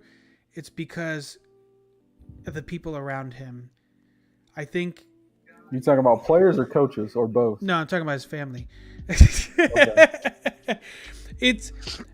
I don't know, dude. He just looked really off this past year. He's looked off kind of really the last year and a half. I think he looked off in the playoffs the previous year. I view it differently, but I understand what you're saying. It just I've lost a little bit of confidence in Patrick Mahomes. If he comes out this year and he has another similarly still very good season, it's going to further my concerns about him kind of maybe falling down a little bit. Maybe he's reached his peak and maybe that was the best we'll ever see Patrick Mahomes. I don't know, but it just feels off to me. It's just a personal feeling. He just doesn't look confident. And it could just be maybe his team, right? Like you're saying, it could be the Andy Reid factor. But I think losing last year made a pretty big impact on who he is as a player. Yeah. Well, and then so this is what I was going to challenge you on. Patrick Mahomes against Joe Burrow. Mahomes had 2 opportunities at the end of that game to just end the game. They put that's what you want out of a great quarterback, right? At the end of a game, that's the one thing. As much as we all hate Tom Brady, we know the worst thing that you can do for Tom Brady is to put the ball in that man's hands at the end of a game, because 9 times out of 10 he just finds an answer, right? Patrick Mahomes had multiple times to just ice that game. He was blessed, right? In the overtime. Didn't they get the ball first in overtime? And they turned it over. He could have won that game multiple times. And he couldn't do it against a Bengals defense that is not really good. They were very good in the playoffs, but they're not a team that you would expect Patrick Mahomes to look like he did. I viewed that game as the Bengals didn't win it. I viewed it as the Chiefs lost it like 3 times. Absolutely. Yeah, because Joe Burrow didn't look good in that game either. Yeah, he had a couple highlight moments. He got a couple highlight drives, and that was it. Yeah. So to get to like what you're talking about of the people around him, right, and the whole Andy Reid taking a dip and all that stuff. Okay, so this is where I go back to, like, he's the best quarterback, blah blah blah. Take him and put him with Harbaugh, or take him and put him with whoever it is. Take him and put him with McDaniel. Take him and put him with, doesn't matter. Okay. If the coach or whoever's with him says the right thing at the right time, then he plays on a level that no one can match. Yeah, maybe. Again, we're basically debating whether or not we think Andy Reid and the surroundings in the Chiefs organization are the reason why he struggled, and it could be. It could not be. Even. What I'm saying is, like, okay, let's say, there was a lot of talk in the offseason about Andy Reid wants to change up the type of West Coast offense he's playing. He wants to air it out more. He wants to run it down, throw it further down the field type of. So he's going to go get more wide receivers. He's going to go do all these things to change his playbook a little bit, right? That team lost, arguably at the time, the best running back in football. They had the best quarterback in football, and then they got Tyreek Hill on top of it. Like, they were unstoppable. Mm-hmm. And then it all fell apart because dudes were going to jail. Yeah. I'm kind of worried about that with Tyreek Hill, not going to lie. He's already had 2 domestic charges dating back to college. And in Miami, I Yeah. feel weird about it. Kind of worried. So- He lives most of his life in Miami, to be honest. He's already here a lot. Yeah. But what I'm saying about like talking about Patrick Mahomes and what's going on with the Chiefs, right? There's all these things that happen along the way that explain like, okay, this is why they struggled this year. So let's say they come into the draft this year, next year.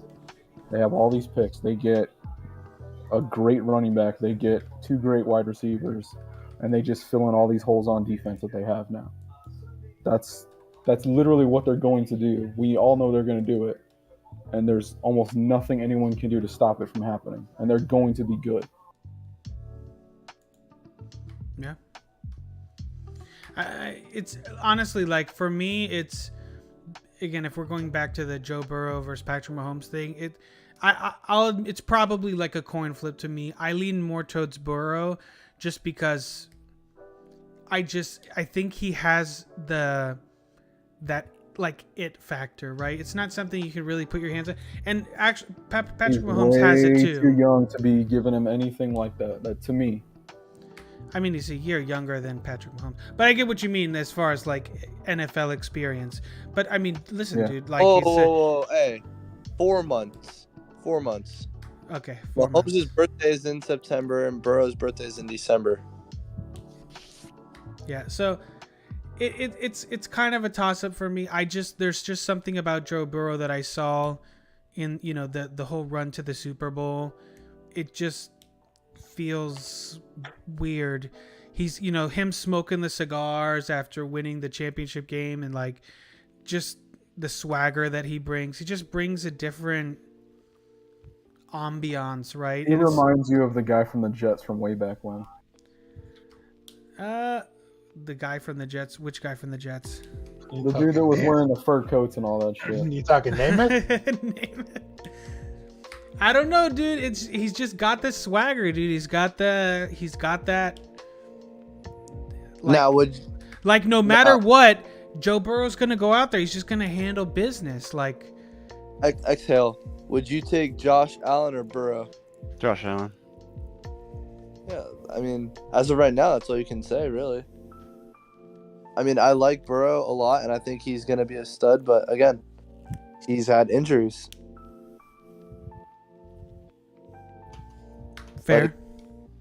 Like Allen hasn't had an injury yet. Mahomes just had one injury. I think it was like an ankle tweak or something. It was after like 2 or 3 weeks. Yeah, I like when it comes to quarterbacks, unless you've got like chronic injury issues, I don't really like. There are some guys where like Tua is one of those guys that you're a little concerned because it's an every year thing. Burrow's not really an every year thing. He's had a couple, and they're particularly nasty injuries too. But again, it's just a feeling that I get with Joe Burrow. I think in the next year or two, and again, I'm looking forward, right? If I'm building a team, I feel like there's so much room for growth with Burrow, right? He's basically a year and a half into his NFL career, and there's a lot of people he's already considered, in some people's eyes, a top 10 to top I have him 5 QB, top 7, top 8. A lot of people have him there, and it's just a feeling. It's not really, there's obvious answers, right? The obvious answer is Patrick Mahomes, right? So do you think Burrow's reached his peak? Do I think no? Not at all. He's a year and a half into his NFL career. Remember, with one of the worst offensive lines in the NFL, right? I think they were ranked 20th. We said it earlier. Yeah. Dude got sacked 51 times, and still somehow ended up staying healthy all year and made it to the Super Bowl. Remember, Patrick Mahomes had a really bad offensive line the year that he played with against the Bucs in the Super Bowl. Patrick Mahomes looked like doo-doo in that Super Bowl with probably an equivalent offensive line to what Joe Burrow was working with. Patrick Mahomes was running. I actually felt bad watching that Super Bowl because Patrick Mahomes was just running for his life the entire time. They lost both their starting tackles. That's a little worse. So with that team, there's no saying that their offensive line is going to be better. And It should be better, no? No, but we took one of their guys, right? Or somebody took one of their guys in free agency. No, And try then, to. He wants money. yeah. And then if he get money, he's making good money being the vice president of the player association. So yeah. I'm trying to look up like when they have a draft pick or whatever. Who are you talking about? Talking about the Bengals? Yeah. I think they're like the last pick in the draft or something. 31st pick. They should be 31, yeah. Unless they traded that away. I don't think they did. Yeah. Wait, so I mean, like they don't have an early pick. 32 teams. And that just means that, again, like they might trade up and get a good lineman. They could. Maybe they have other needs next year that they're trying to focus on. The whole thing with this draft is this year is, let's say there's some lineman depth, there's some running back, wide receiver depth, whatever. But next year it's all about the teams that need a quarterback, apparently. And the question is, are they going to be able to make a move to go up to get the player they need to make the line better, or is there a team that really doesn't care or doesn't want to trade them? I don't know. He might get hit that first game, get sacked 10 times, and on the 11th sack, then he breaks his arm. Like you just never know. Who can get hurt at any that can happen with any quarterback. I mean, Well, when yeah, you get but what hit I'm saying 51 times, though, yeah, you're definitely more likely to get hurt than but what I'm everybody saying else. is like let's say they go from 51 sacks to 45. Like that's still too many.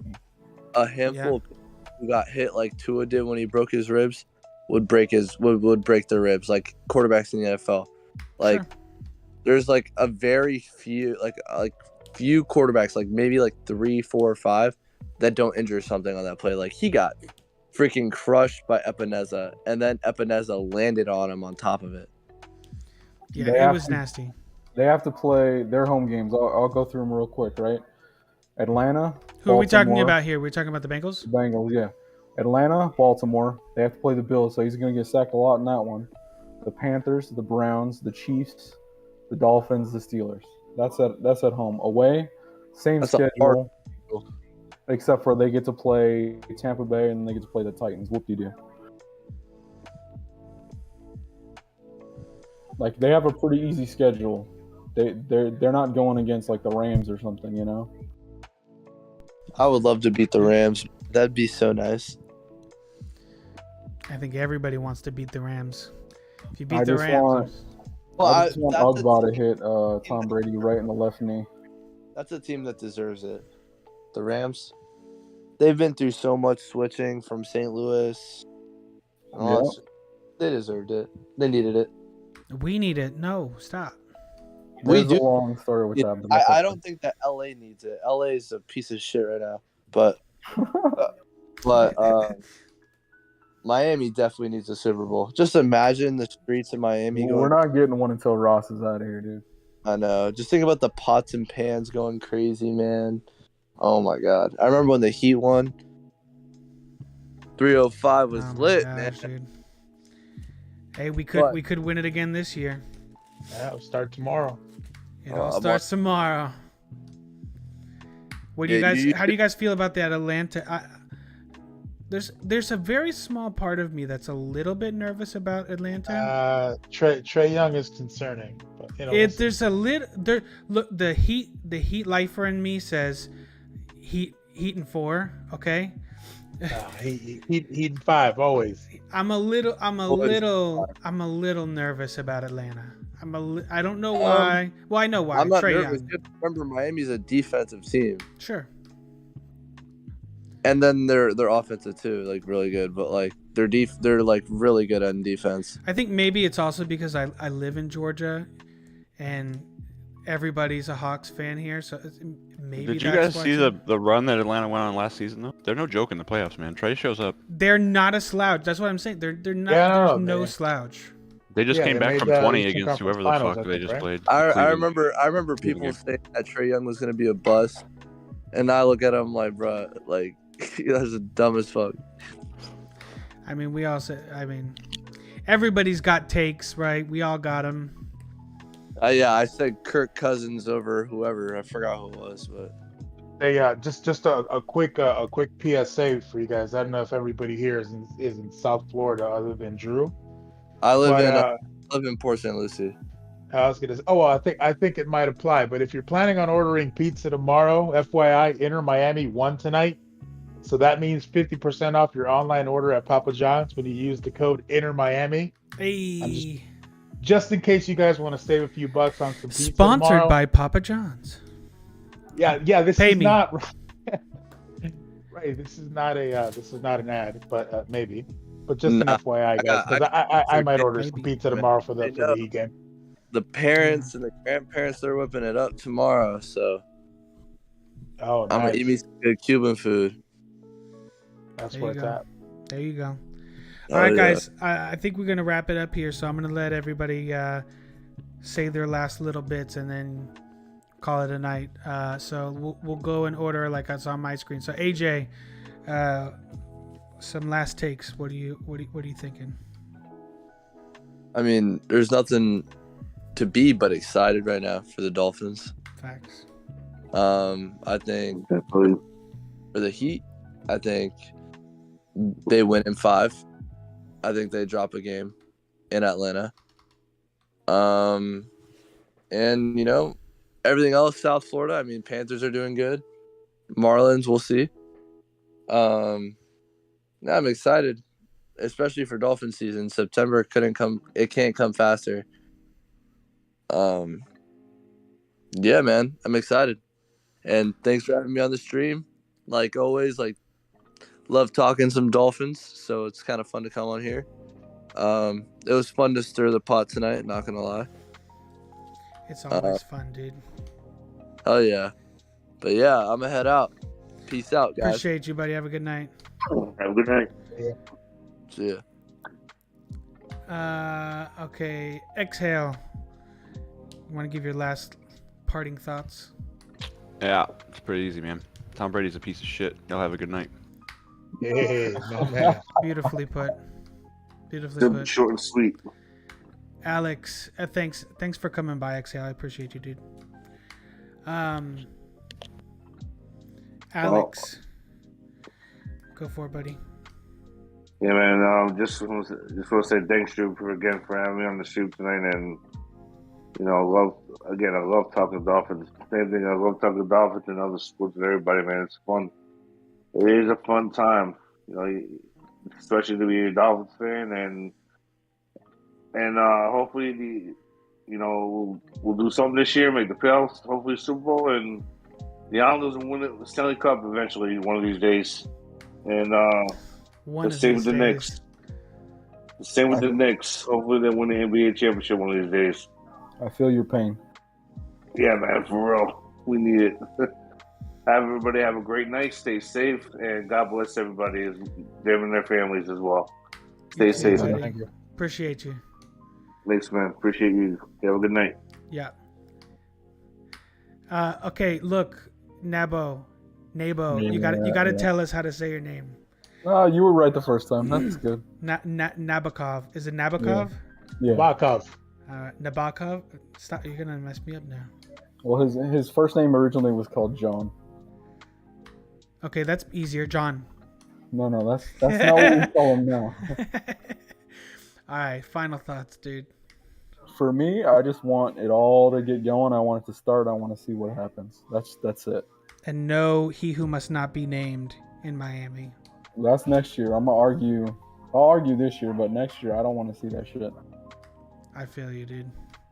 Keep it real. Appreciate you for always hanging out and for coming on stream. Appreciate you, buddy. Yep. Have a good night. All right, Danny. Save the best for last.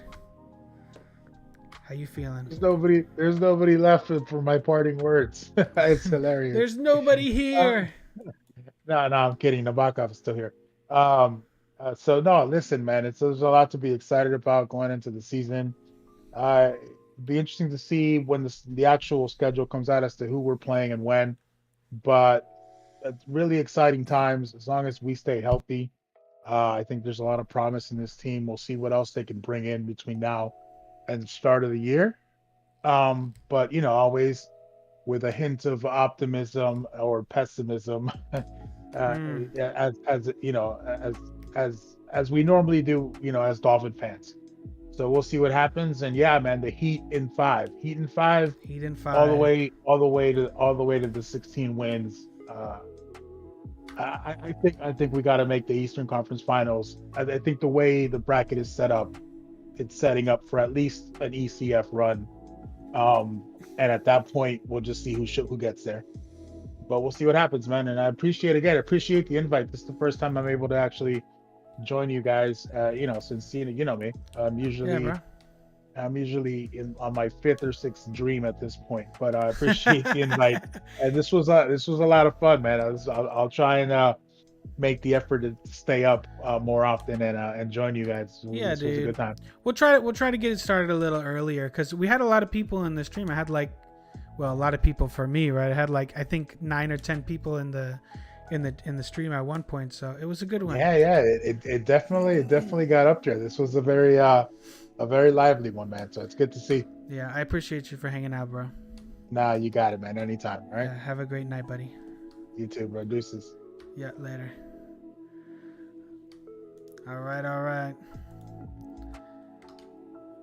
What? There we go. What a great stream.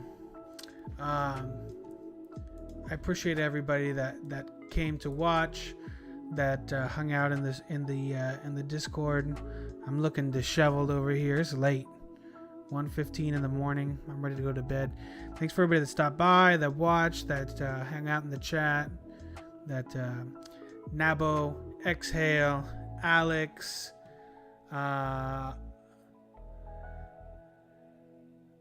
Danny, Broken Skullville, everybody that came out, dude. I appreciate you guys. My brain is going to rot.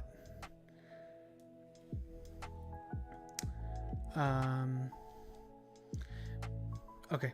Anyways, appreciate it again, dude. It was a lot of fun. If you're not already in the Discord, hop over in there. We're doing this all day, every day on the Discord, talking Dolphins and having fun, dude.